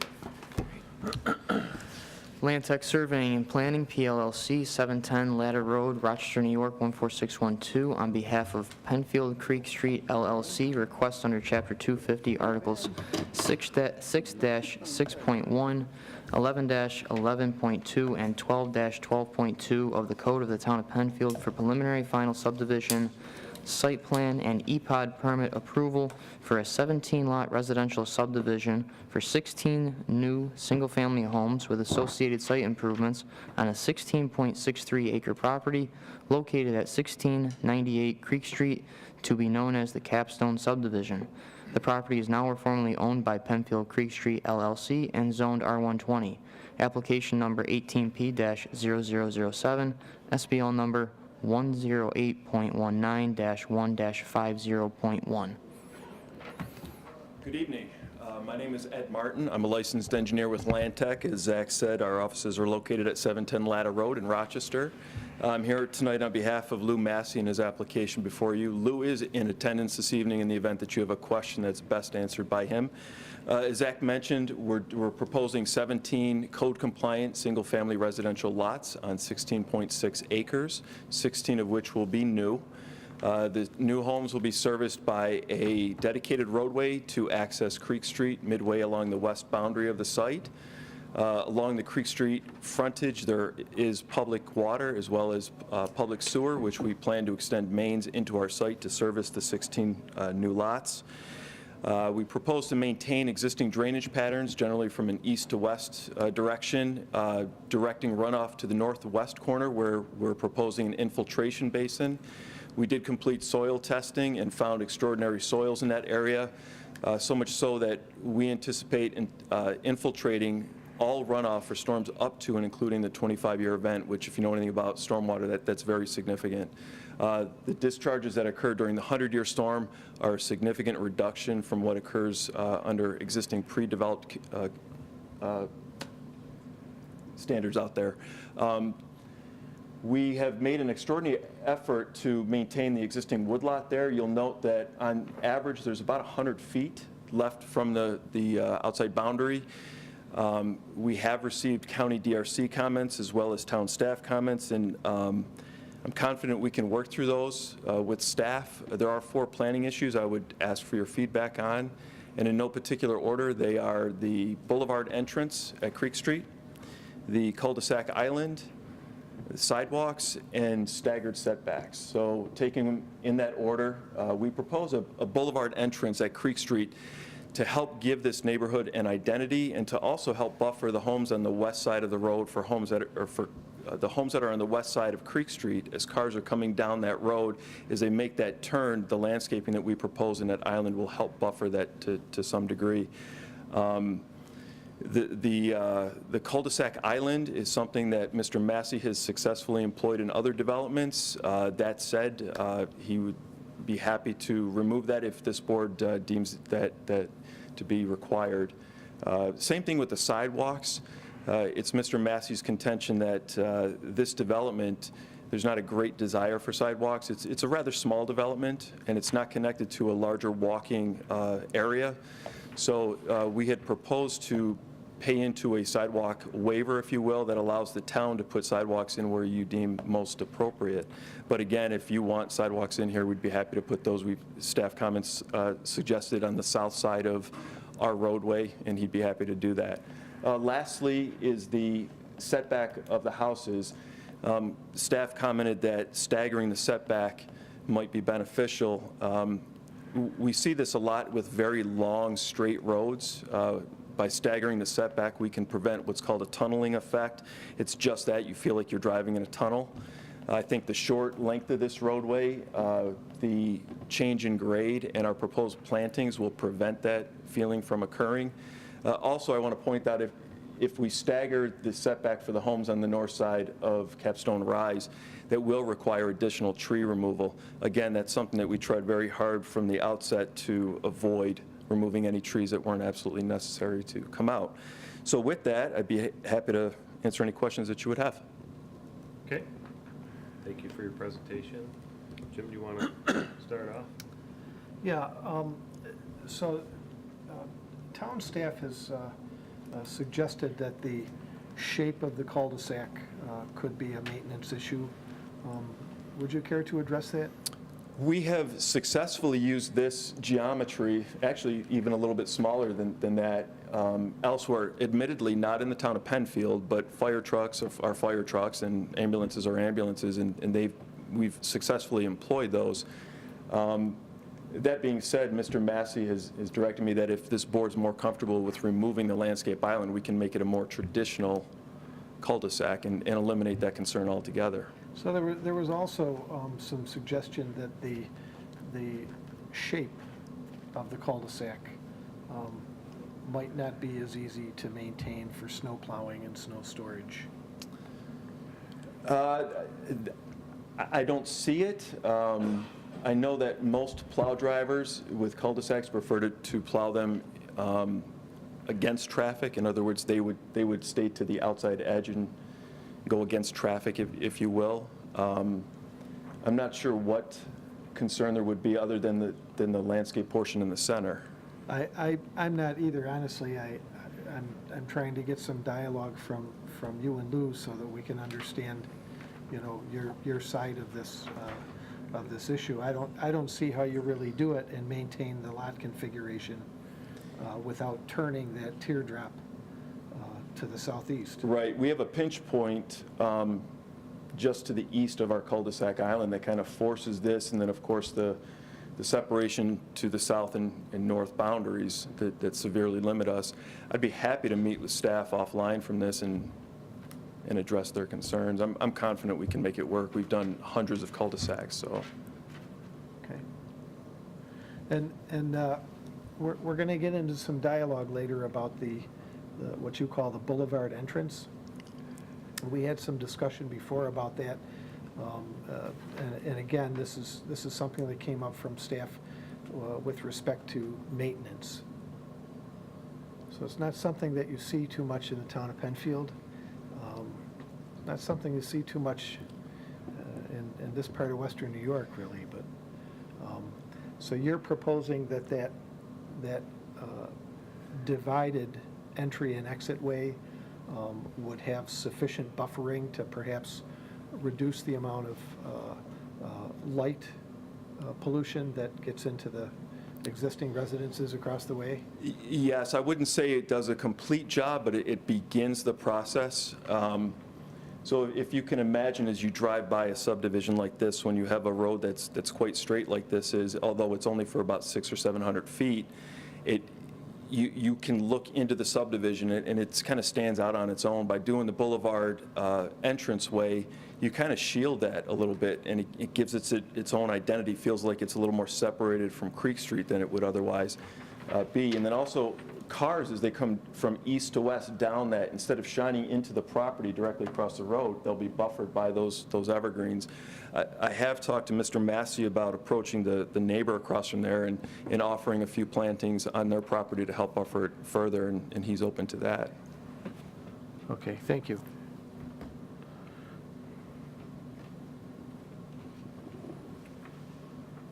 You all set? I am. Okay. Anybody else from the board? I had just one question. I'm assuming there's no zoning variances requested? There are no variances required by this layout, correct? Okay, thank you. Okay. Anyone in the audience like to comment on this application? Sir, come on up.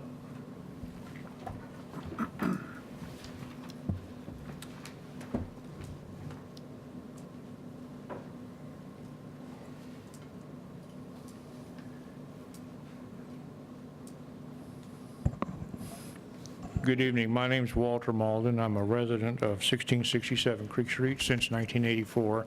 Sorry. Yeah, I thought I did my form there. You did. I turned 65 last year, and sometimes I think about things that I thought I did, so I'm glad that it's up there. I'm here tonight to talk about a couple of features, in part that were brought up by me at the last hearing of this board during an earlier design stage. Let me comment on a couple of points that were brought up a moment ago, and I'll get to my main thing in a second. With respect to the boulevard approach to the project, I would encourage that we work closely with the developer and the town to find a solution that would support that if possible. My reason for that is based upon my career experiences with the University of Rochester and the things that we ran into constantly with traffic movements and left turns, right turns, delineation markings for roadways and that kind of thing. And I think it does give some sense of character to the project if there are landscape design features that can promote it as being something that is not just another corner. It may be something to do with plantings, it may be with radius on curbs. You know, muted designs might be 20-foot radius, you use 30-foot, like we did at the university on occasion to get better turning without getting plows and vehicles running over curbs and the like. But I do think that's a desirable item if possible. The main thing that I wanted to talk about, and I really couldn't tell from the drawings, is the extent to which, number one, we were preserving trees. I know there are stands of trees that are proposed to be preserved along Creek Street, but I know there also is a large acreage. This is almost 17 acres. There are a lot of mature trees of various species that are located throughout the property. After the last meeting, I happened to speak briefly with the developer in the hallway, and he talked about the challenge they have of trying to retain particularly mature trees when they clear a site so that the trees, in fact, are still healthy and have a reasonable life to them. I would submit to you that, as I said at that meeting, we're kind of moving from a forest, an undeveloped forest land, large parcel with another parcel about its same size next door just having been sold. As it crosses from east to west, into my neighborhood, we come into another green space area with Ellison Park and the areas near that. The point being that I think we're moving from a forest to a residential area that could, if you will, take on something other than a flat or an open space area, but like a treed setting of a park and some of the elements design-wise that go into it. You know, we just, as a town, committed ourselves to a big bond issue in support of maintaining that park-like environment. So I think it's a shared value of this community, and I'm very happy that it did pass. I hope you all are too, but I'm a happy guy. It's going to cost me some money, but I think it's worth it. But I think that maintaining an awareness of what these trees are that are in the site, they talked about the grade changes potentially disrupting the root systems of these large trees. I think that needs to be evaluated. I think certainly if you have trees that are late in their useful life, I shouldn't say useful or normal life, then of course we have to remove them, but working closely with an arborist or others of that type to really kind of make sure we preserve what we can. One of the things I did find in doing some research online was that they encourage sites that are developed to have a mixture of young, medium, and older trees, so you kind of had a generational kind of thing. They weren't all 30-year-old trees. They got Dutch elm disease, and they all died out. Variety of species, a variety of ages. I think there's some chance with the existing stock of trees that are there, the ones that are recoverable or savable, to incorporate that into the design. It may mean some trees in backyards. I don't want new owners having to go in 5 years and cut down 50-foot trees or 100-foot trees. I can tell you the price of that from living across the street and having to take down a few myself over time. But if it can be part of the plan, it should be incorporated as a valued thing. So I just want to emphasize that. We got a chance to meet just for a moment before the thing. You should be glad to talk later offline. Longtime resident since, like I said, 1984, and plan to stay there a bit longer if the health keeps up and so on.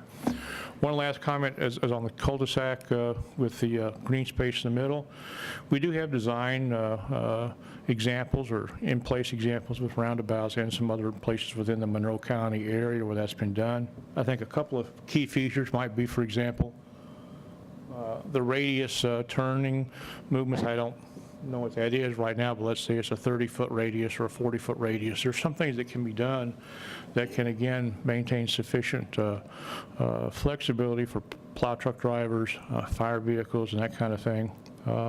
I used them both in my work at the university when I was on design teams. We work with the city all the time. And Mr. Tiding's just smiling about that one. He knows what I'm saying there. But anyway, the point is that there are ways to make that work. I think we just have to find the right compromise of needs and wants, but adding some kind of growth or some kind of thing in the middle would be good. There will be some issue about maintenance, and it's a legitimate issue. I will note that Bunker Hill is just down the street a few hundred yards. I don't know who maintains that little median they've got down there. I've seen neighbors out there mowing over the years. I don't know if it's a personal thing or they've got to deal with the town or something, but that should be pinned down so it doesn't become an abandoned spot. But if it can offer some kind of thing that makes it attractive, then that's a good thing. So those are my comments, and I just want people to proceed with care on the project. This is a nice natural area. We're going to put homes in there. It should look good from Creek Street, but it also should look good from inside somebody's second floor bedroom window or from their patio looking back out. So we need to make sure we don't have cookie cutter design features where it's possible to do something with a little more thought, but not a whole lot more in effort to make it creative. It's like going with something besides Dover white for your walls. Color doesn't cost that much. Okay? Thank you all very much. Thank you. Thank you. Thank you for your comments. Lou, would you like to come up and address a couple of these things? Sure. When we last left off, you were offering not to do any clear cutting, but to clear out deadwood and to clear out thatch to provide more sunlight and more rainwater so that the trees that are healthy that can remain would stay. Is that still your plan?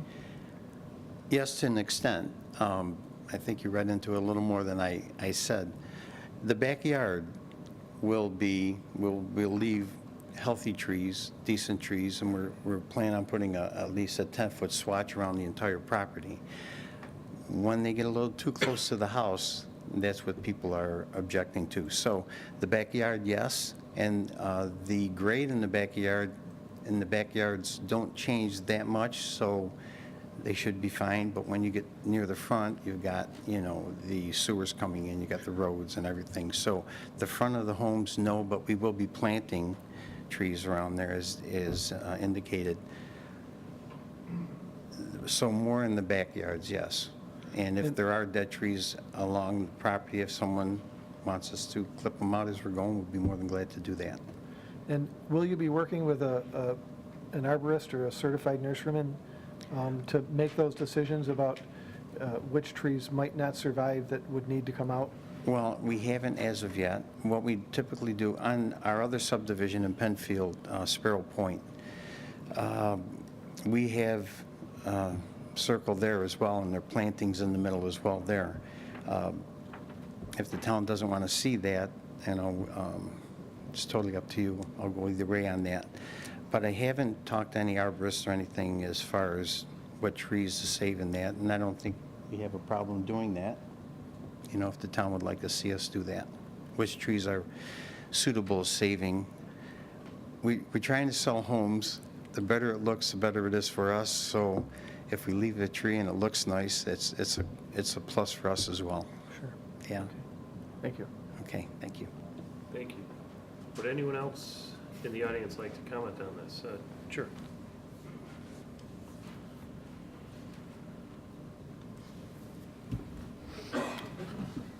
Hi, Tony Borelli, 493 Harrogate Drive. I just would like to offer just a few comments.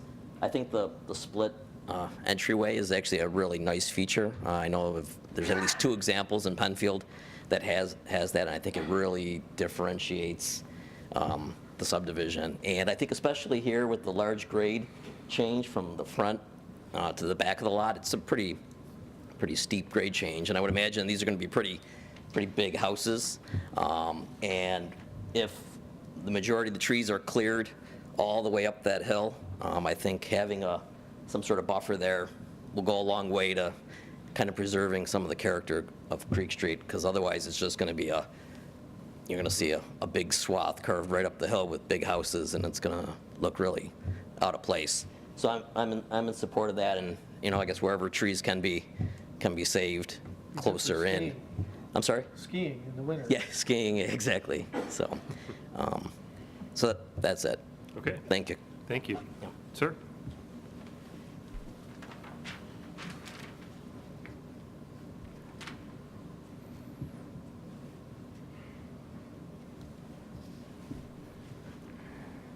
Hi, I'm David Till. I'm 1668 Creek Street, your new neighbor. I heard you say 10 foot. Isn't there a 15-foot setback on that? There's a right-of-way on there. He was referring to a minimum amount of woodland that he intends to retain around the perimeter of the entire. Right. Is that 15-foot setback there? That's not a setback. Not a setback, a right-of-way. This is not a right-of-way. This is in the back of the property, the perimeter around the property. Up my driveway, which his property's on this side, I'm on this side, I just bought the property. I'm under the understanding that there's a 15-foot right-of-way. Is there an on easement that. through that property?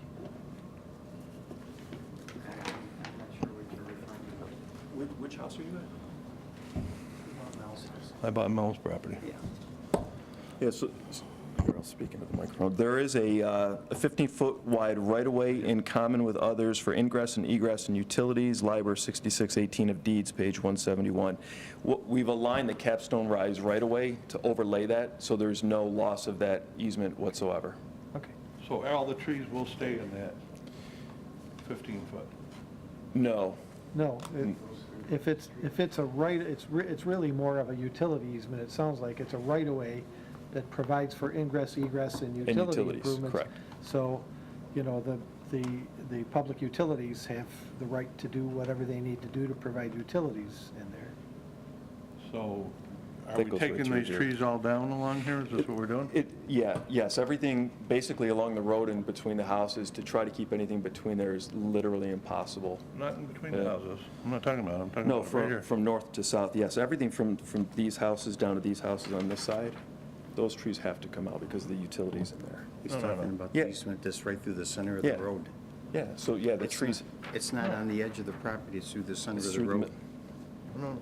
Well, I'm talking over here on this side, but where's, Sir, could you point to the map that the public can see, please?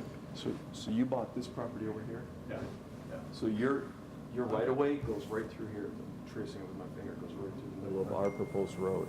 And that right-of-way is for ingress, egress, and trees. There's another one up here that we're not touching anything on. You can see that these are the trees that are to remain. right. Oh, okay, that's what I was asking about. Yeah. I'm sorry. I apologize, I meant up here. Two separate ones, yeah. I was looking here when you said there. I think I could shorten this conversation. He's looking for a sewer to his property, and we're going to be working with him for that. I think that's what you're shooting for. Does that, This no, on the right, on this, right? Yeah. On the, right Then here, we want over right there. here. But Yes. these trees are staying here, right, all these? Yes. We're going to do at least a 10-foot swatch around here like this. around And the pond's going down here? Down here, yes. does that satisfy your concern? Yeah, I think so, pretty sure. I just heard it's 10 foot, and I was like, wait a minute. Okay. Thank you. Would anyone else like to comment on this? I'd just like to say I've lived here 50 years. Here, come on, I lived sir. on that property over there for 50 years. Come on up and, And I just sold to Mr. Till. Sir, Name is sir, Rob. sir, hang on. Before you start talking, you gotta do it through the microphone so it's caught. Fine. Thank you. And I just sold to Mr. Till. I think there's a lot of things missing here. I think that retention pond, no one's been over to look at my property or my ex-property and look at the water that's draining down through there. That's number one. could you introduce yourself, please, and give us your address? Traub, T-R-A-U-B. I also think that the density is way too heavy. Creek Street has been a beautiful place for all these years, all the way from the original PDW here to the original, all the works that are through here. Yesterday, I counted 25 deer on my land. Tomorrow, you're going to have none. I think you got to look at the density of what you're doing here. My father-in-law would roll over. You need to make some of this a reality. Mr. Till bought mine, which is 12-plus acres. He's going to leave it. He's going to leave it green. How can you put in 16 new homes in an area that small? It's less than 1 acre per lot. And I'm leaving because of that. There's no need to do that to Penfield. That's why you bought the golf course. And there's no reason that you can't have development also. But you need to do it realistically. That's all I have. Thank you. Thank you for your comments. Can I make a comment? I've known Mel quite a few years, and he wanted me to buy his property. His property didn't lay out. I'm sure if I would have brought his property, he wouldn't be up here tonight complaining about it. That's the only thing I have to say. I think it's kind of like sour grapes. I don't think that's a fair comment. Well, I think it's accurate. Okay, would anyone else like to comment on this application? Come on up, sir.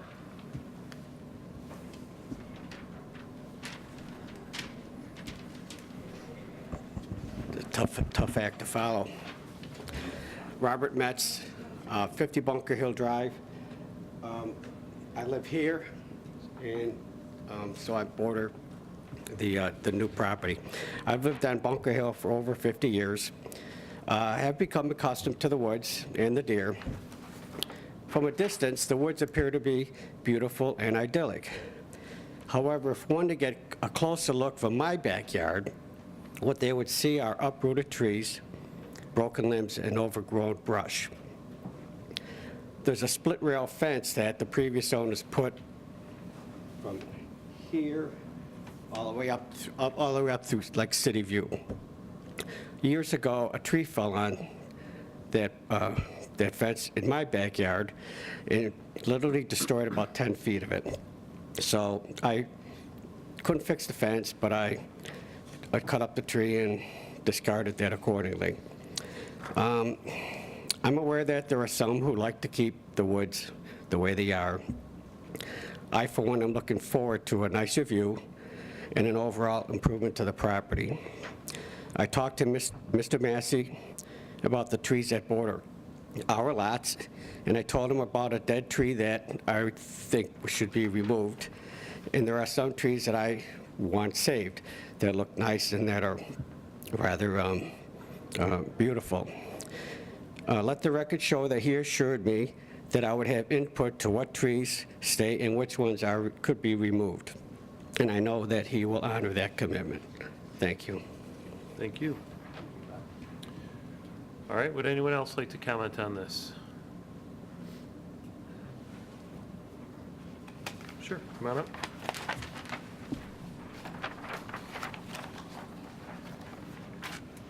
Hi.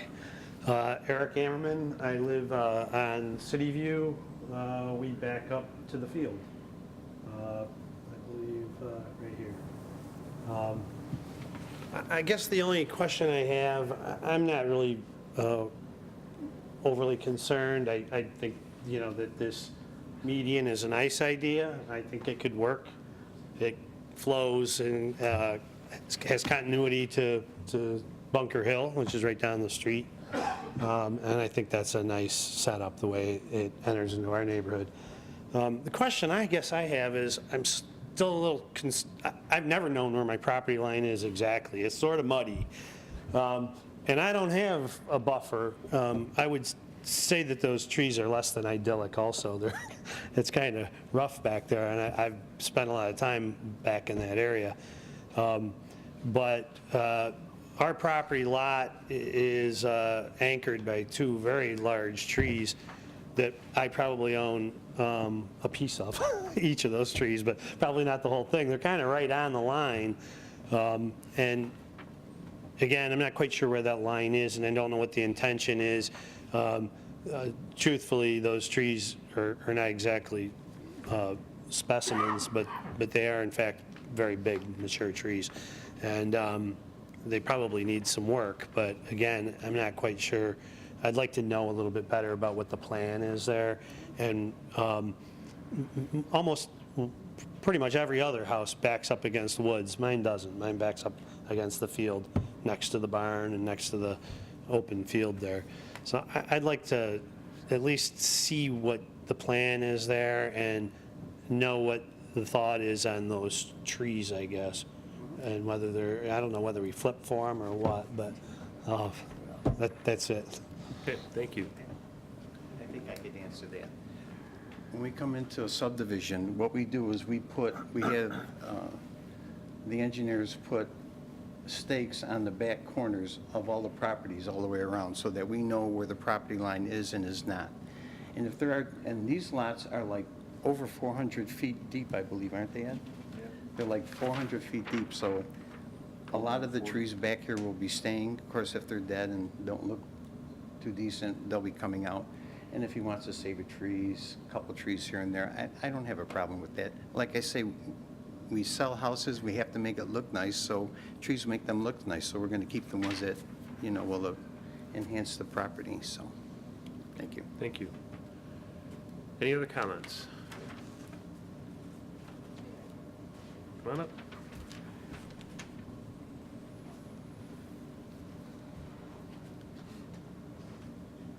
I'm Tracy Ammerman. I live at 175 City View, which is the same spot here up against the field.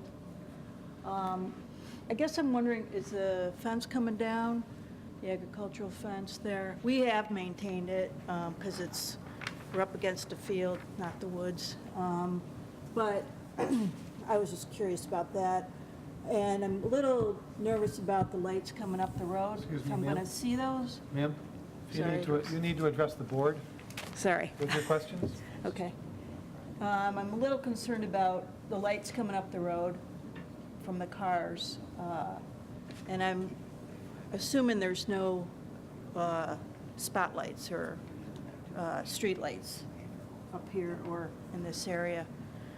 I guess I wouldn't like that. Our medium on Bunker is residents cut that. And I don't know exactly who, or if it isn't getting cut, somebody does it one week, somebody else does it another week, but they're gonna have to figure that out there, so you wouldn't want it to be overgrown, nobody taking care of it. So I guess my only thing is whether or not there's anything in the plans here for a buffer or trees that might, so I wouldn't see the lights coming up the hill. So, and my only other concern, and I said it the last time, was the grading. I know we're about equal here and at my property, and I wouldn't want the grading to change so that I end up with water in my property. So, thanks. Thank you. Okay, any other comments? Anybody from the board? Right. Thank you very much. Thank you. Do you have anything, the final statement? It's fine. If I not, think I can that's just fine, speak to a couple of the issues that were just last raised. The fence is completely on Mr. Massey's property. He's going to look at if it's in disrepair. It would most likely come out. The drainage, we couldn't take it in that direction if we wanted to without a pump. And I think that the views from the City View area is going to be, it's going to be blocked because the road is so much lower than the houses that are at the end of the cul-de-sac. So that's it. Thank you. Thank you. Thank you for your presentation. Okay, Zach, please read the next item on the agenda.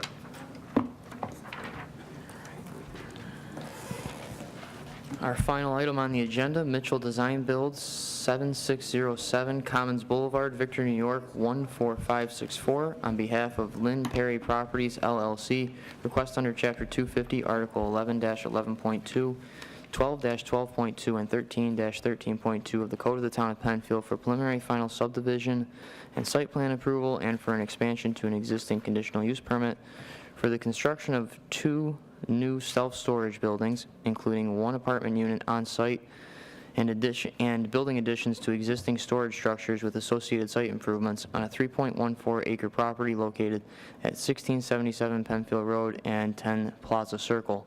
The properties are now or formerly owned by Lynn Perry Properties LLC and zoned LB and GB. Application number 18P-0011, SBL numbers 138.08-1-31 and 138.08-1-42.4.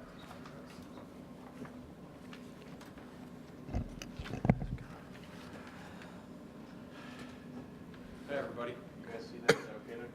Yep. Sure. Good evening, board members. The new angle? Is that the new angle of the building? Oh, is it? It's a little off, isn't it? Sorry about that. This one. Sorry. Is that better? You may want to put it Over here? Yeah, move it over there so that people, somebody in the audience wants to see. Thanks, Kevin. Yeah. Is that okay? Yeah, I think that works. Okay. It works for me. All right, good evening. My name's Spencer Reed. I'm with Mitchell Design Build. Kevin Farrell is here as well. He's the owner of the property. As you're probably aware, we were here about a year ago, not quite a year ago, for this project in a slightly different format. After we received approval from this board in, I think it was May of last year, Kevin and I kind of took a step back, and we were trying to figure out if there was any way that we could possibly get more drive-up access 10 by 20 units. He's seen a lot of call for that size unit. And the way we had the 3-story building previously oriented, it was only accessed on one side of the building, which obviously limited how we could have 10 by 20 units. So we kind of went back to the drawing board, went back to the property as a whole, looked at the variances that we were granted before and tried to work within that same confine, and looked at redesigning the property a little bit to try to achieve what he was looking for. And ultimately what we ended up doing was shifting the 3-story building from the front property around to the back property. If I can get the right sheet here.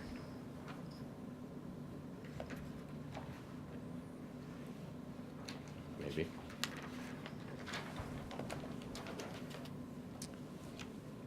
On drainage. So previously, the front property that we're calling the 1677 Penfield Road property, which has the 2 residential structures on it today, is where we had located the office structure, the apartment, and then the 3-story building previously. So we took that building that was up front and we just shifted it back in the place of one of the existing buildings on the rear lot. It fits with all the variances that we were granted previously. The impervious area doesn't change at all. Green space is the same. We felt that it actually responded probably in a more proper way to some of the comments that the zoning, and I think your board had when we were here before, about a little bit of a feeling of overdeveloping that front lot because it was so narrow. So in the proposed plan that we have before you tonight, we've shifted the 3-story building to the back. We've taken the building on the front lot and lowered it down to a 1-story building. The office structure, I'll go to the elevations in a minute. The office structure that's on the front of the building still maintains more of a 2-story presence from the street so that it doesn't look too puny. But it has the same architectural design as we had previously. All of the same general building materials are used on that front building. So it really doesn't change the initial view from Penfield Road, other than as soon as you get past the office, which is approximately 42 feet deep, it immediately jumps down from a 30-foot building, which is what we previously had approved, to about a 12-foot building. So the impact on the adjacent residential lot should be, I would think, much more favorable. Instead of them looking at the side of what was approved, a 190-foot long building, now they're looking at the end of our proposed 3-story building, which is only 60 feet wide. and they won't even really see the single-story building that's on the front lot because it's blocked by carports and garages on the residential property. So it achieved two purposes, I think, for us. It achieved what Kevin was looking for, trying to get some more 10 by 20 drive-up units, and it also, I think, responds better to the properties as a whole. We're not forcing some of this stuff on the limited business lot. We're now doing it on the general business lot, which is sort of made to have a little bit more development on it in general. Like I said, we're complying with all the variances that we were previously granted. The only real change that the project sees from a technical standpoint is that we are exceeding 1 acre of disturbance at this point because there's more build out for the footprint of the 3-story building, which previously was an existing building. I did submit, and I know it was super late, Zach, and I apologize about that. I submitted a draft copy of the SWIFT report this morning. That's been reviewed and completed by an engineer that we obtained. So that is in process. It doesn't change any of the requirements on the green space or the pond. Some of the storm piping got larger, and there's a little sedimentation area now in front of the bioretention pond that we didn't have previously.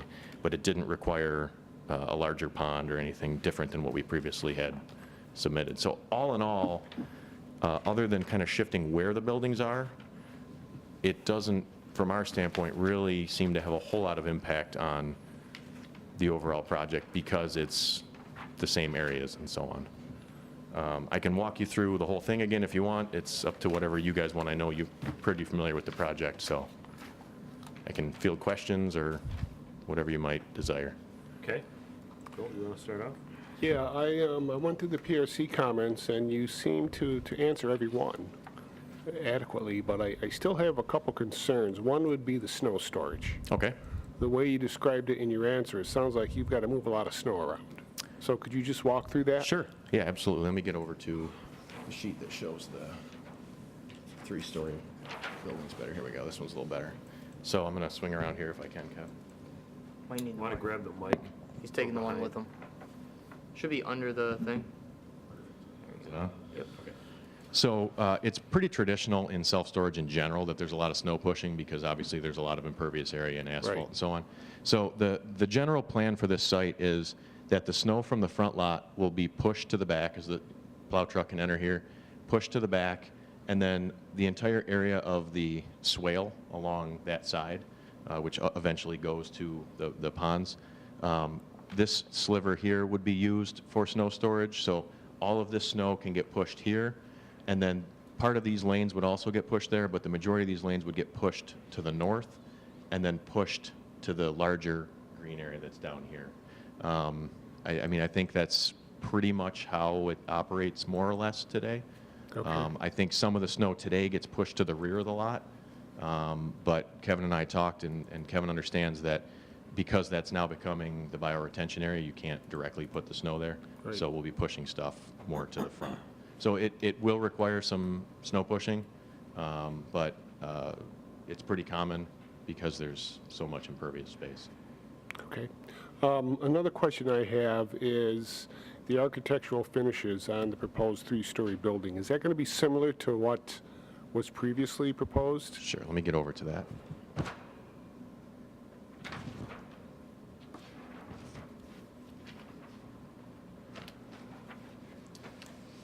Start with this, and then I'll bring the bigger rendering up in a second.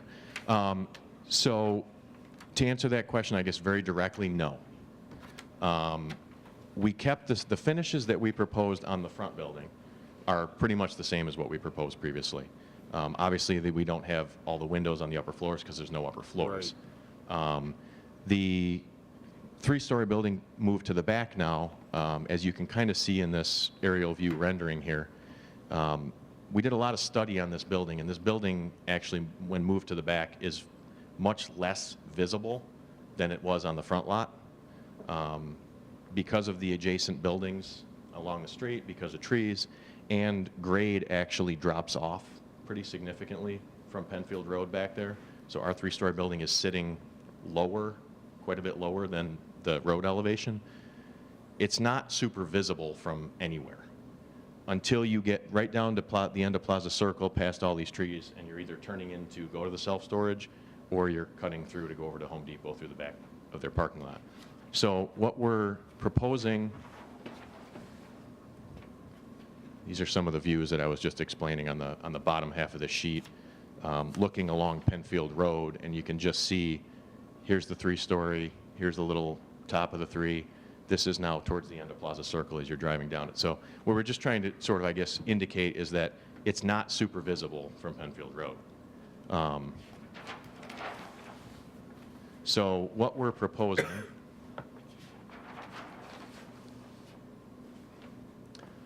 on the 2 end walls, the one that faces Home Depot and the one that faces the residential property, which are really the visible portions of this building, we have storefront window framing, and we have a 2-tone siding application. So what you're seeing is, I don't know if you can pick it up from where you guys are sitting, there's a darker hatch and a lighter hatch on the drawing. It's 2 different colors that Life Storage uses in their branding. It's 2 different shades of gray. It's a medium gray and a light gray to create some relief. So there's a medium gray band that kind of wraps the entire building. The whole first floor on the sidewalls is all doors. As you can see here, I mean, there's pretty much all doors on both sides. Those doors are blue, which is the Life Storage branding image color. And then above that, we have the medium siding band and then the light siding band at the top. And then as you get to the end that faces Home Depot, we have a sign, and then we have some more clear story storefront windows up at the top. So it was our feeling that because this building was really not visible, to put a ton of effort into putting windows or something on it that would make it look nice and add quite a bit of money that would never be seen really wasn't required in this application. These metal building panels? It's a metal siding, yeah. I can bring a sample to the next meeting. I apologize for not bringing that tonight. We were proposing to use what's called a semi-concealed fastener panel. So it's still a face-through screwed panel, but instead of, most of the panels are screwed through the high ribs, so as you look at it, you can see all the fasteners, you can see the rows of fasteners. The fasteners are in the flats of the panel, so the only time you can see any of the screw heads is if you're standing looking straight on the wall. As soon as you get on any skewed angle, you don't see a single fastener. Okay, thanks. So I have a question about density. Sure. Where did we end up with density? Was there a change in the number of storage units as a result of this reconfiguration? Yes, there is. I did not bring the unit mix plan tonight. I apologize. I can get you the exact numbers. I can tell you. I bet you he knows. Yeah, some of the third floor ones we're going to change depending on, they're flexible depending on how many you actually rent out. Did you introduce yourself? Oh yeah, I'm Kevin Farrell, the owner of this property. The unit mix changed. Some are bigger. That was kind of the idea, is to get some larger ones in the bottom floors and have access for the for vehicles, more vehicles to pull in. So we lost in the front. We lost, I think, 110 units, and I think in the back we added 160, but some were bigger, and then we added also some smaller ones for the third floor. So you got 50, 60 more? Yeah, I think the net was around that. Yeah, maybe the net was maybe 70, I think. Yeah, and we're removing, obviously, the existing single-story building that's there. So the first floor is a wash, essentially.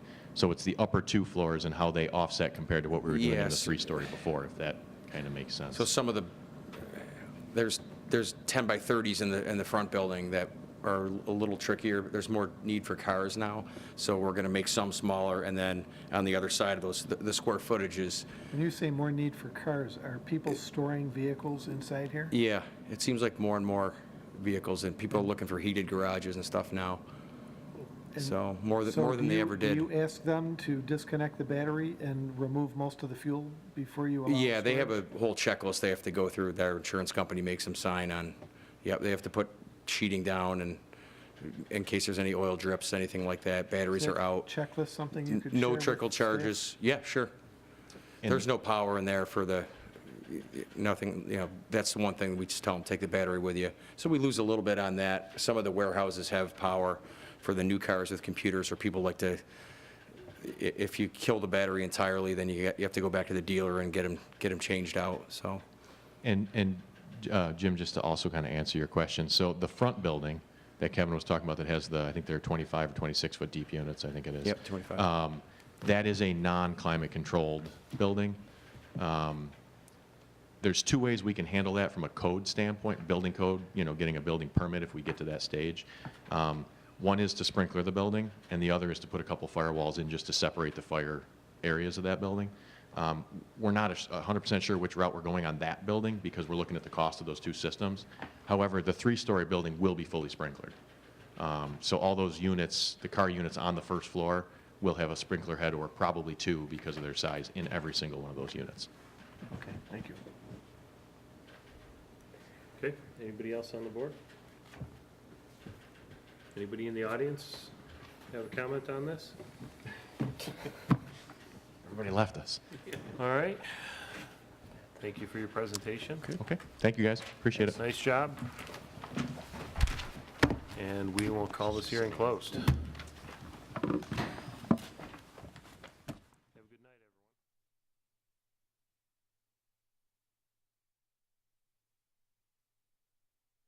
Off with a sketch. Did you make a comment about the withdrawn app? Yes. Okay, I must have missed it. Look at me like Thoughts on the sketch plan? It's good. I thought Did a they nice did job a on it. very nice Yeah. job on the presentation, and I was pleasantly surprised to hear that there was little strong opposition. Judging from the article that was in the paper Sunday, I half expected there to be some strong opposition to this. And I think the fact that they seem to have the right mix of team members on this team that have not only experience with engaging the community in projects, but a real interest in doing that. Well, I think that there's a clear need for housing choices for older people in our town. It is the fastest growing segment of the population in the U.S. and Canada. And these kinds of housing projects that allow people to, they're not really age in place, but that's what people like about it, is Right. they're not going down the hall. They're going to a new environment with a better sense of security. I will say that with all due respect to your comments about village and town feel, you know, this town approved a YMCA that doesn't match anything in this community and is the most visually imposing structure in our community. And if you look at the tree line that's to the west of this property, if we add another, depending on the size of the building, you know, 15, 18, 20 feet of roof peak, you're not going to see anything but sky beyond there. And the fact that you've got different height buildings, I think the flat roofs, maybe with a little parapet that would provide shielding for rooftop equipment, and the fact that Nelson said that they do plan on putting solar panels on the flat roofs. Yeah. I would more support the flat roof than a large peak roof and have it look like more imposing tall structures. I also think that the roof lines that at least we saw a tidbit of might look more in kind with what the YMCA has turned out to be than. Yeah, I think more just some features on those facades, maybe I think that's a very nice idea. to Absolutely. dress them up a little bit. And that was just, you know, an idea. Yeah. And I can certainly see for the existing YMCA, and then as you get further into the mixed use in the B areas, which are more residential, maybe the way that the architecture is kind of transitional from the Y to the A areas to the residential. Sounds to me like they haven't really committed to anything. I think they've got some I massive think that plans that's, and- yeah, they have some conceptual ideas and Yeah. they're Yeah. open to So, suggestion. And I think that the architectural component of this is somewhat critical for us to make sure that it fits. well, You it'll know, be I'm- interesting to get I'm- Chris's comments. I'm in a, I agree. I think that the Y is a great looking, one of the best looking buildings we have in town. I'm not,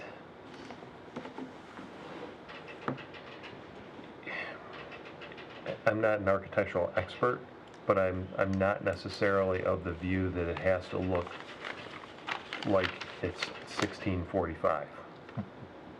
No, actually, the town code says it has to blend in with its environment. So I'm kind of, I want it to look good. And, you know, this is kind of going to be our legacy for Yeah. a long time. Were Chris's comments shared yet with the applicant? Yes. Okay. Because I think there were some, I think the applicant coming back and responding to those comments might be, you know, also interesting to see what their reaction is. So what are you looking for? You want us to suggest that staff send a letter showing our support and looking forward to the next submittal? Yeah, that's, I mean, typical sketch. We give our thoughts and some general directions. Love this, hate this.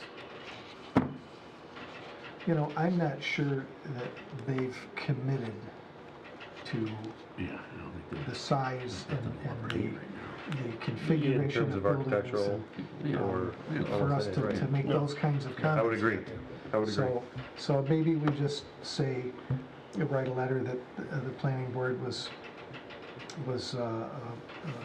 you know, very complimentary of the presentation and received it favorably and looks forward to their next set of submittals, something along those lines. That's fine. So I'll make a motion that we, Before you jump into that, I just want to put on the record that, you know, through the manual, and Peter did a nice job referencing this from BME, Peter Varsi did a nice job referencing the manual and the criteria that they had to meet through the layout and the mix of uses that they had to provide. I just want to make sure that the board is comfortable with those uses as proposed with the percentages they're showing, you know, the green space layout. Does anyone have any, as AJ said, love it or hate it comments based on what they presented for those uses? I still say that their presentation was too vague for us to kind of make that statement because they really didn't commit to anything. You know, I could see, as you were questioning them about those commercial uses, I'm envisioning, you know, one vendor comes along and he sells hearing aids and, you know, magnifying, you know, things like that. I think they mentioned you know. a pharmacy. A pharmacy, you could get an orthopedic clinic in there, or, you know, who knows? But I think we need to know more about, you know, what they intend to do. And they discussed doing some demographic studies, and then when they get this list of people that, you know, might be potential residents within a 7-mile radius, they'll glean from that population what they're interested in, what their needs are. I think another key to that is also using the YMCA as an influence and a driver to determining those uses as they discuss too, looking at the Y, trying to evaluate what needs and services their customers want, but the Y can't offer. Those might be potential uses in those commercial outbuildings as well for the site. Because you do have, I mean, you think about the YMCA today, they #1 rated in the country currently, and they draw in 2 million swipes a year. It is, but I said currently for a reason. But I'm proud. It's very respectable what they do there and the amount of people. They do bring in a lot of people there, so I think it's something for these developers to consider is what population is there too. Because we do have to think about in mixed use, not just your own site and what you can contain within there, but your neighbors all around you. One thing I've noticed in the last 2 or 3 months, I've been looking at a lot of independent living apartments for seniors, assisted living, enhanced assisted living, and almost to every facility I've looked at, they've had patios, gardens, activity areas outside each of those. For instance, would be on the assisted living, you would have a patio area with maybe some gardens where people could go out and they could garden if they wanted to. They could go out and sit in the sun. Independent care, they would have patio areas with gas grills, for instance. They could go out and grill. I don't see any of that here. Well, those are things that we want to bring Those up. are details that I think are quite a bit away Well, from. I actually think that that could be in the sketch letter. Well, yeah, the way it's laid out, there's no room for it. I mean, are they substituting the town square for that? I don't know. I don't think so, no. No, I would not think so, but Permanent improvements in the town square. Yeah, didn't, maybe you had mentioned particularly for a memory care facility, there's typically an outdoor courtyard They that's... call it a wandering garden. It's a requirement of the Department of Health regulations. So maybe we just aren't seeing the detail yet. I don't know that they've done that yet. In fact, when Don Metzger got up, their staff planner, he kind of waffled a little bit about how many units would go here and how many there, and he kind of committed to the 2 buildings, but he didn't say anything about the memory care facility. So I think they're probably mix, still, you know, I can tell you that Grand V, we met with the new owners of Grand V today, and they're completely changing their certificate of need based on what those residents want. They're reducing the number of dementia patients and increasing the number of assisted living patients, and maybe it's a moving target at this point, I don't know. So I don't know that we want to be that specific until we get more details from them that we can. I'd like to get just a little bit more, I asked them about the other locations, you know, they're kind of like, oh, Greece, Honeywood Falls, Ogden, beginning locations, you know, that they may be similar to this application. I would, you know, like to take a look at one of the things I would. So, for a sketch plan application, I like it, the concept, but we need the details, and some things are obviously missing. And the other thing I pointed out, maybe give me a good answer, was a pedestrian spine empties out into the YMCA parking lot. That's on purpose. They intend to have these residents, to the extent that they're able, be able to walk or bike across to the Y. There were some discussions prior to where they showed almost like a sidewalk that went from the entrance of the Y out through the Y. That's what I would hope for, so because you're gonna have geriatric patients, people, 65, 75, Well, it 85. keeps them nimble. Yeah, dodging incoming traffic, right, for parking here. But no, I mean, that would be You look something. at us, we're not even nimble. But, you know, my mother, she would love a place like that, but she's not gonna Maybe if I walk had to an open parking lot. Maybe if you had to walk across the door. Yeah, I see your point. There may be more of a protected 300 walkway. cars per hour, that would make you more nimble. Exactly. They would need to go to the Y, they could just walk out in the All parking right, lot. so. So with those comments, we can take a vote to send the sketch letter. Yeah, somebody want to move it? I'll move to send the sketch. Give it a bell. Sebastian Berger. You're all right. No Hetzke, matter what he says. Bastian, Aye. Burton, Aye. Nauer, Aye. Tidings. Aye. All right, moving on. Crown Point. Section 3B. Staff did have some initial concerns going into it. We haven't seen those responses to comments yet, though they did provide some of those critical comments during the public hearing. Mike, I think, do you feel Yeah, satisfied? they said they would Do you feel take care satisfied of. on that? Yeah, I mean, just haven't seen anything official in writing, so, but again, it's all contingent based on town engineer approval anyway, so if you guys are fine with it. Yeah, and you did a draft resolution, correct? That is correct. We did provide the completed Yeah, EAF. if we want to get it off draft based approval. on your final sign-off, and, I mean, it's, I'm okay with it. I know Brian Might as says well he's get good it. with that. Slam dunk, my mind. I'm good with it. Okay, Okay. I'll EAF first. sure. move that we approve the EAF. Second. Canal Bastion. Can't give you any more time. Hetzke. Aye. Bastian. Aye. Burton. Aye. Canower. Aye. Tidings. Aye. And also, motion to approve the draft resolution with changes. I'll second. Hetzke. Aye. Bastian. Aye. Burton. Aye. Canower. Aye. Tidings. Aye. Good. Moving on. The Creek Street subdivision application. 17 lot subdivision for 16 new homes. Dedicated road. I want to jump out on this one with staff's concerns about those landscape features, both in the cul-de-sac and the divided entrance. Starting with the divided entrance, that's a county road. They would have to seek some approval from the county to get that layout. Typically, the town's not in favor of this because of the snow maintenance that's required for these areas, especially with this type of layout. We have a much better, smoother operation when it comes to a standard dedicated road entrance. And when you look at the teardrop layout in the cul-de-sac, if you could pan over that, Doug, our fire marshal has some concerns about the fire company's access for their largest vehicle coming in there. The radius they have, I believe, a fire truck is likely going to have to enter into this, go against opposing traffic, likely cut some corners and curbing to get in there to facilitate the turning maneuvers.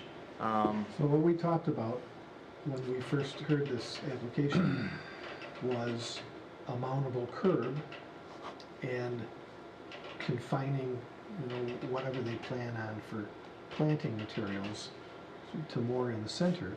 So, if you had to go over the curb area a little bit, that would be fine. I don't think we should be changing the very strong dynamics of the curb appeal to an entryway to a very nice little subdivision. I agree. Based on the short amount of time that they have to back up a couple times and make a couple more passes with a snowplow truck. And certainly, from the standpoint of the fire marshal raising an issue, bringing the Quint in here, well, you don't need a ladder truck with a 100-foot ladder on it to fight a fire in a two-story residential single-family dwelling.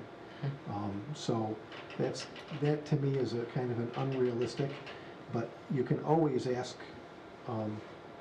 Marathon to run auto turn and submit it to the town. Lantec. I'm sorry, Lantec. Them too. Well, maybe Marathon will do it for them. You never know. I agree with Jim.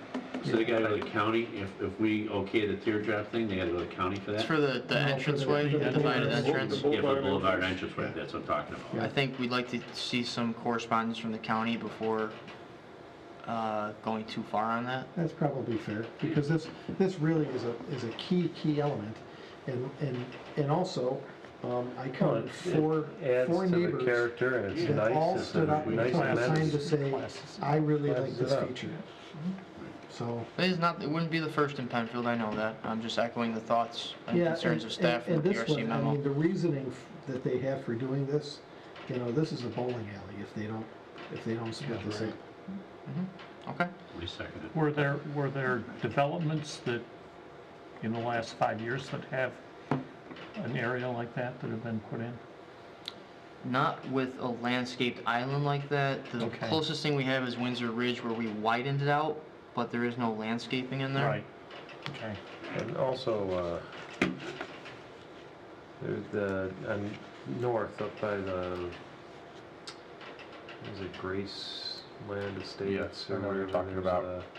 Off of, Yeah, all those things in the middle of the street, and you drive down the street. I know there's, Turn around. right there. Off Plank. Yeah. Yeah. Like I said, it's not the first in the, it wouldn't be the first in the Yeah. town. I'm not To go back to Those are disregarding that. nice, to me, Yeah, it looks those are very They look nice nice. community amenities that Well, the maintenance make of the those. difference, you know, that they, So the maintenance of those would fall under a special improvement district that would be assigned to this neighborhood, as well as any drainage features that they may have to inspect, or it doesn't sound like they're dedicating anything to the town for that, like a pond or anything, since they have the infiltration and soils that they need for stormwater management. But in terms of the dedicated road, we would have to form a special improvement district for future maintenance of those features. And are they proposing a lighting district in there? No. Just, I believe they're only proposing a street light at the entrance as required. Yeah, those were put in the 60s. There's also one at the Baird Road entrance. Yeah. What are the board's thoughts on, well, I'll take those thoughts. Obviously, the board's supportive of the landscaped islands, both the cul-de-sac and the entryway.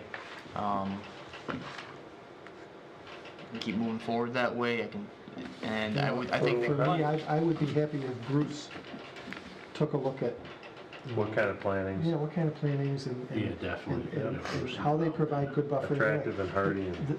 That's the biggest problem is, we end up, the snowplow's gonna come and take, salts Yep. with the snow, and it's gonna kill, Right. anything there, so.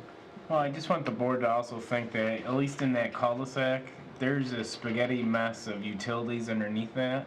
So tree roots and stuff like that, sanitary sewer, water main, usually we try to keep at least a 10-foot separation for that instance. And there's a fair amount of stuff going through there that, yeah, they can strategically place tree plantings, but maybe it's not trees. as... Maybe it's not trees, Mike, maybe it's. Well, I'm just, Shrubs. also think about that because Shallow future roots. maintenance of those utilities is gonna be a headache if we have to pull out something for the storm sewer because it's, the roots are all through it and stuff. I'm all for, the landscape islands, No, but, that's a good point, that's a good point. and that was one of the comments that PRC made was, there is utilities going through there and, maybe we don't plant 5 trees in there, maybe it's 2 or 3, and then maybe if you're, want to plant 7, Maybe it's you can one. plant them in the Maybe back it's a- of, They put a pear tree in there or something, and put some low shrubs around there and some Right. color and.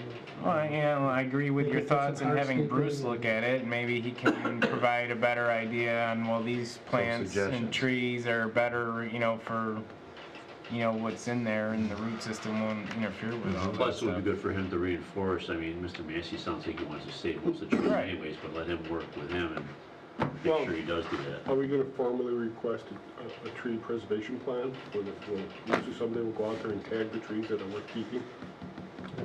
We have in some other cases. We have. I think this would be a good application for Did us. the conservation Some board? trees are already tagged. The Conservation Board did return a report on their March 6th meeting on Tuesday. Oh, we didn't have that for the board today, did we? No, I didn't have it processed yet. Oh, The general recommendations were that they thought that they were doing a good job at attempting to keep as many trees as possible. They had noted that some were tagged, though they couldn't determine a system because they seemed to be multicolored and didn't really have a definite pattern that was discernible. of the report right here. From the conservation board?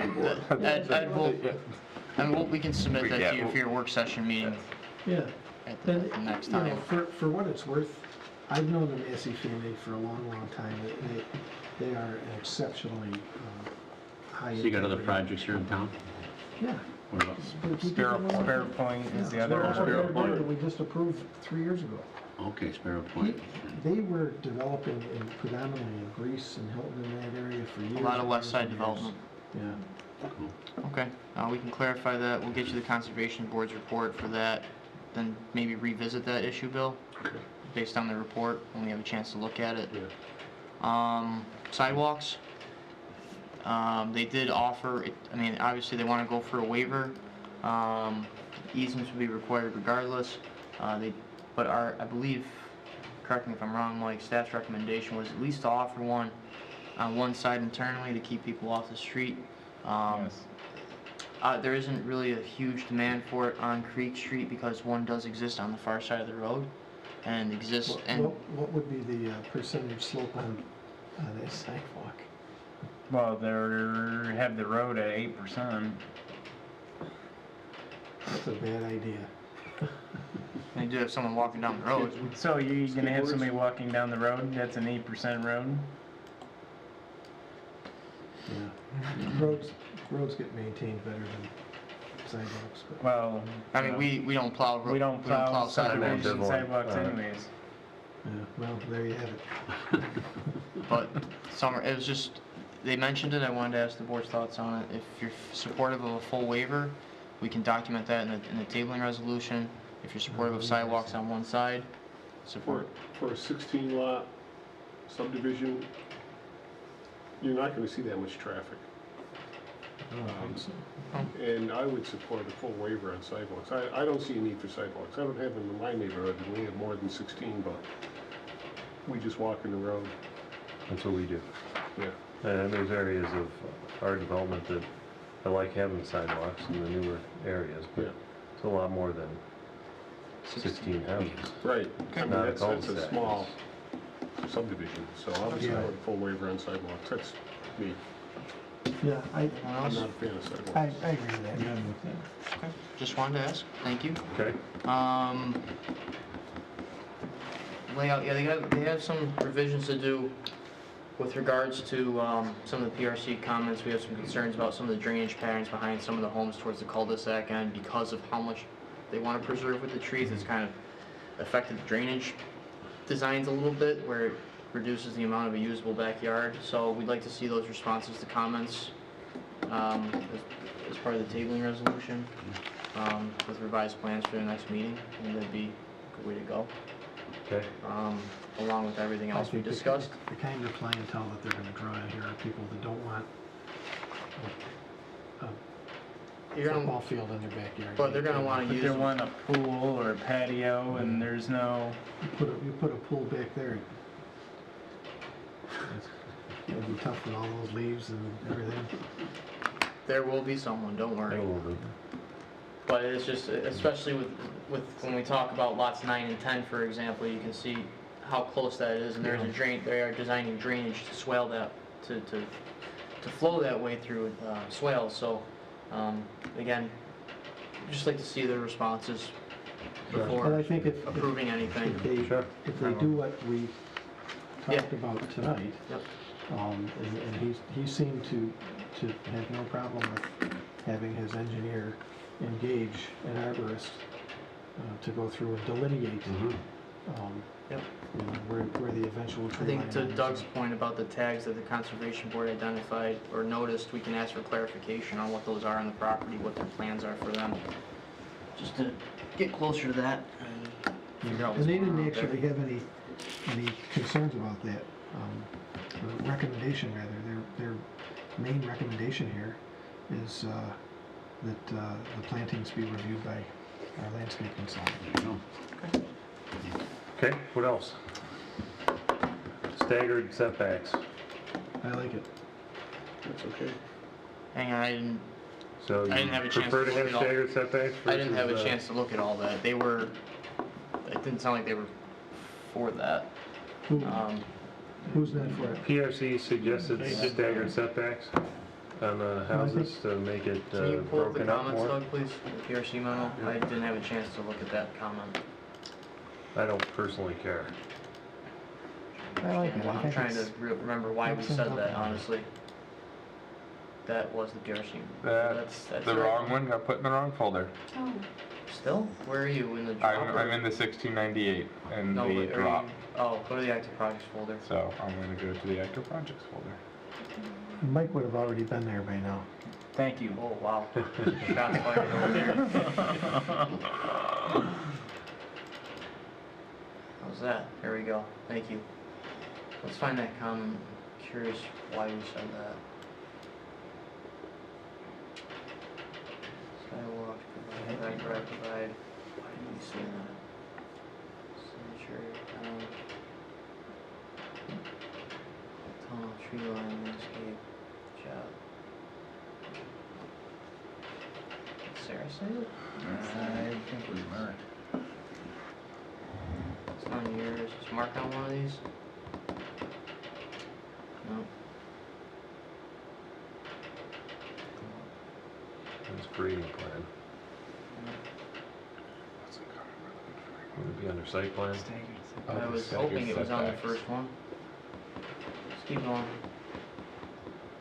Are we gonna get into a detail? Alright, so go back up to the top. See what that first page of comments says.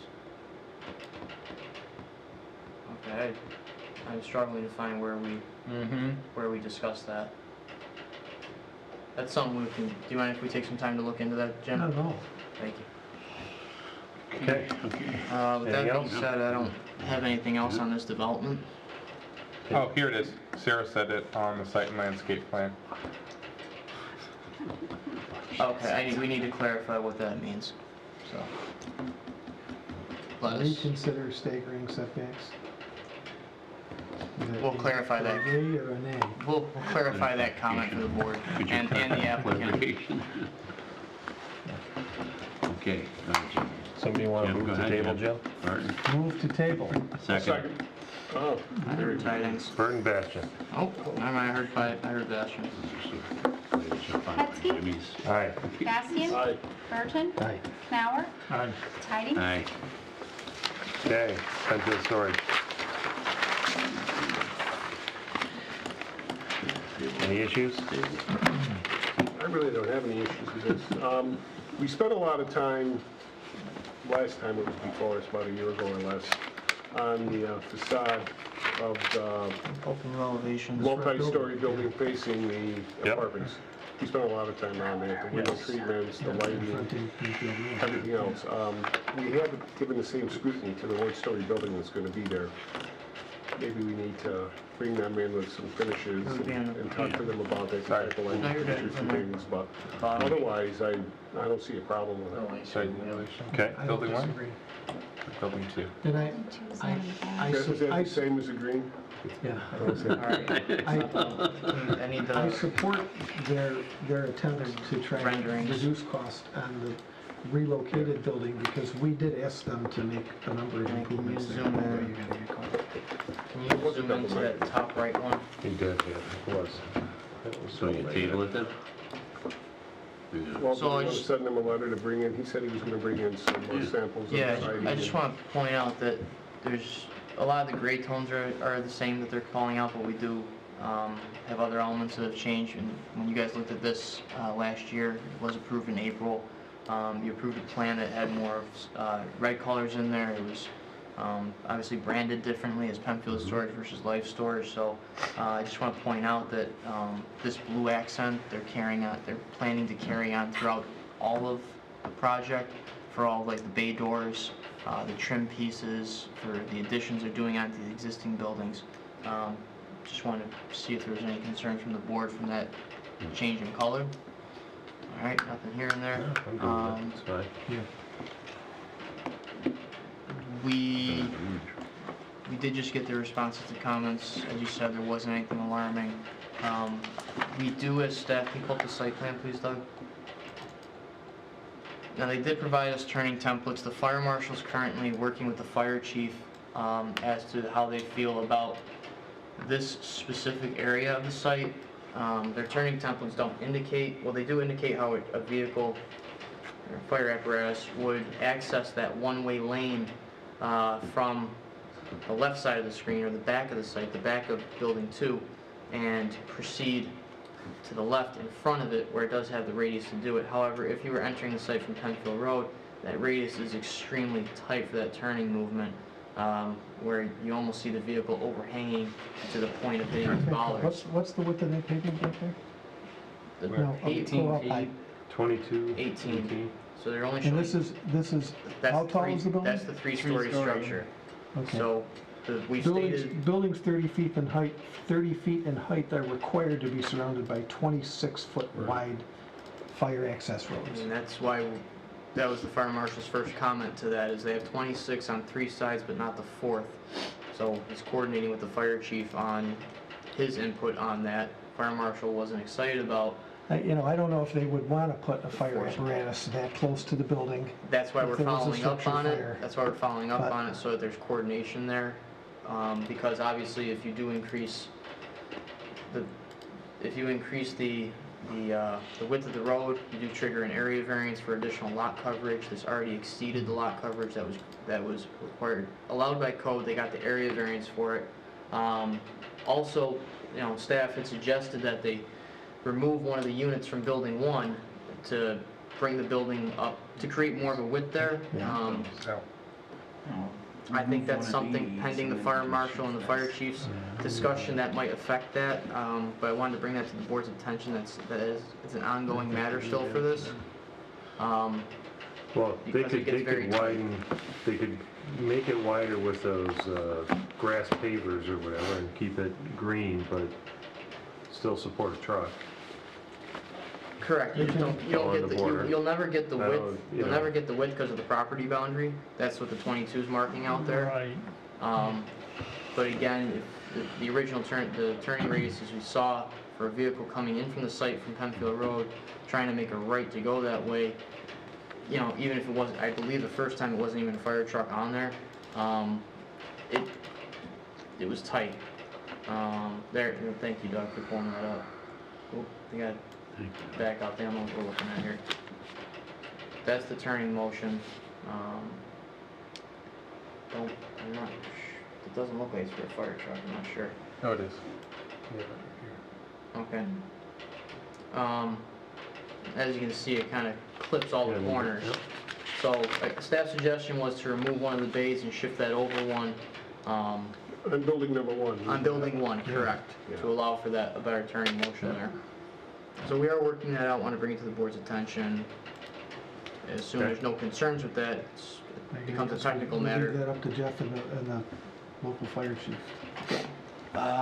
They did say building number 2 is going to be fully sprinkled, correct? If you say Correct. building- Does that buy them anything on the width? No? Okay. No, it's just in terms of how it's built. Sorry, I'm thinking off the top of my head what we just heard. What was the thing you guys asked for? Oh, would you like to see the final count on the number of units that change for storage? I just wanted to get that into the public record. Fair enough. If you guys. It is an don't- increase. If you guys don't have any concern over the number of units, with all the other impacts, trash, traffic, noise, I don't have an issue. I mean, other than, obviously I want to make the navigation of the site safe. So if they got to lose a unit because of that, then so be it. But otherwise, I'm not here to tell somebody that you can't Yeah, we don't have ride anything. for one more unit. We don't have anything that tells you how many units you can have, but I appreciate what you Yeah, asking no, the question. if you had to take another look at the factors for consideration Sure. because of that impact. But Right. I don't have a problem with it. Would you like to see that checklist that you discussed for the vehicle storage? Sure, they I think offered you it, we want might to as have, well I have it, think you sure. want to have that in the public record. I think that's very important. I mean, that speaks to everything from, petroleum spills that seep through cracks in the slab to, Yeah. potential for, ignition and. Sure. Okay, anything else? Bill, you want to They, table? they Go. provide elevations for building 1? In the, or maybe we got that. We have them. Yes, you do. For You should building have 1. elevation. There's one.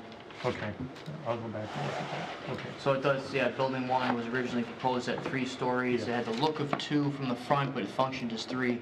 Now it has the look of 2, functions as 1, and step backs behind that for single story, single level of those 10 by 30 units that he was describing. Okay. I'll second it. Moved and second, dash and tidings. Aye. Gotta go somewhere? Bastian? Aye. Burton? Canower? Aye. Tidings? All right. All right, anything else? That includes everything we have. Okay, we will call this meeting closed and Make sure you adjourn. tell the conservation board. Thanks, everybody. The world. Thanks for hanging in there. Drive safe. Safe travels. Yes, Official copy, I took it. Where you going? Off of my computer. Albany. Buffalo's All right. 3-2. How many getting closes? Yeah. Call me if you get-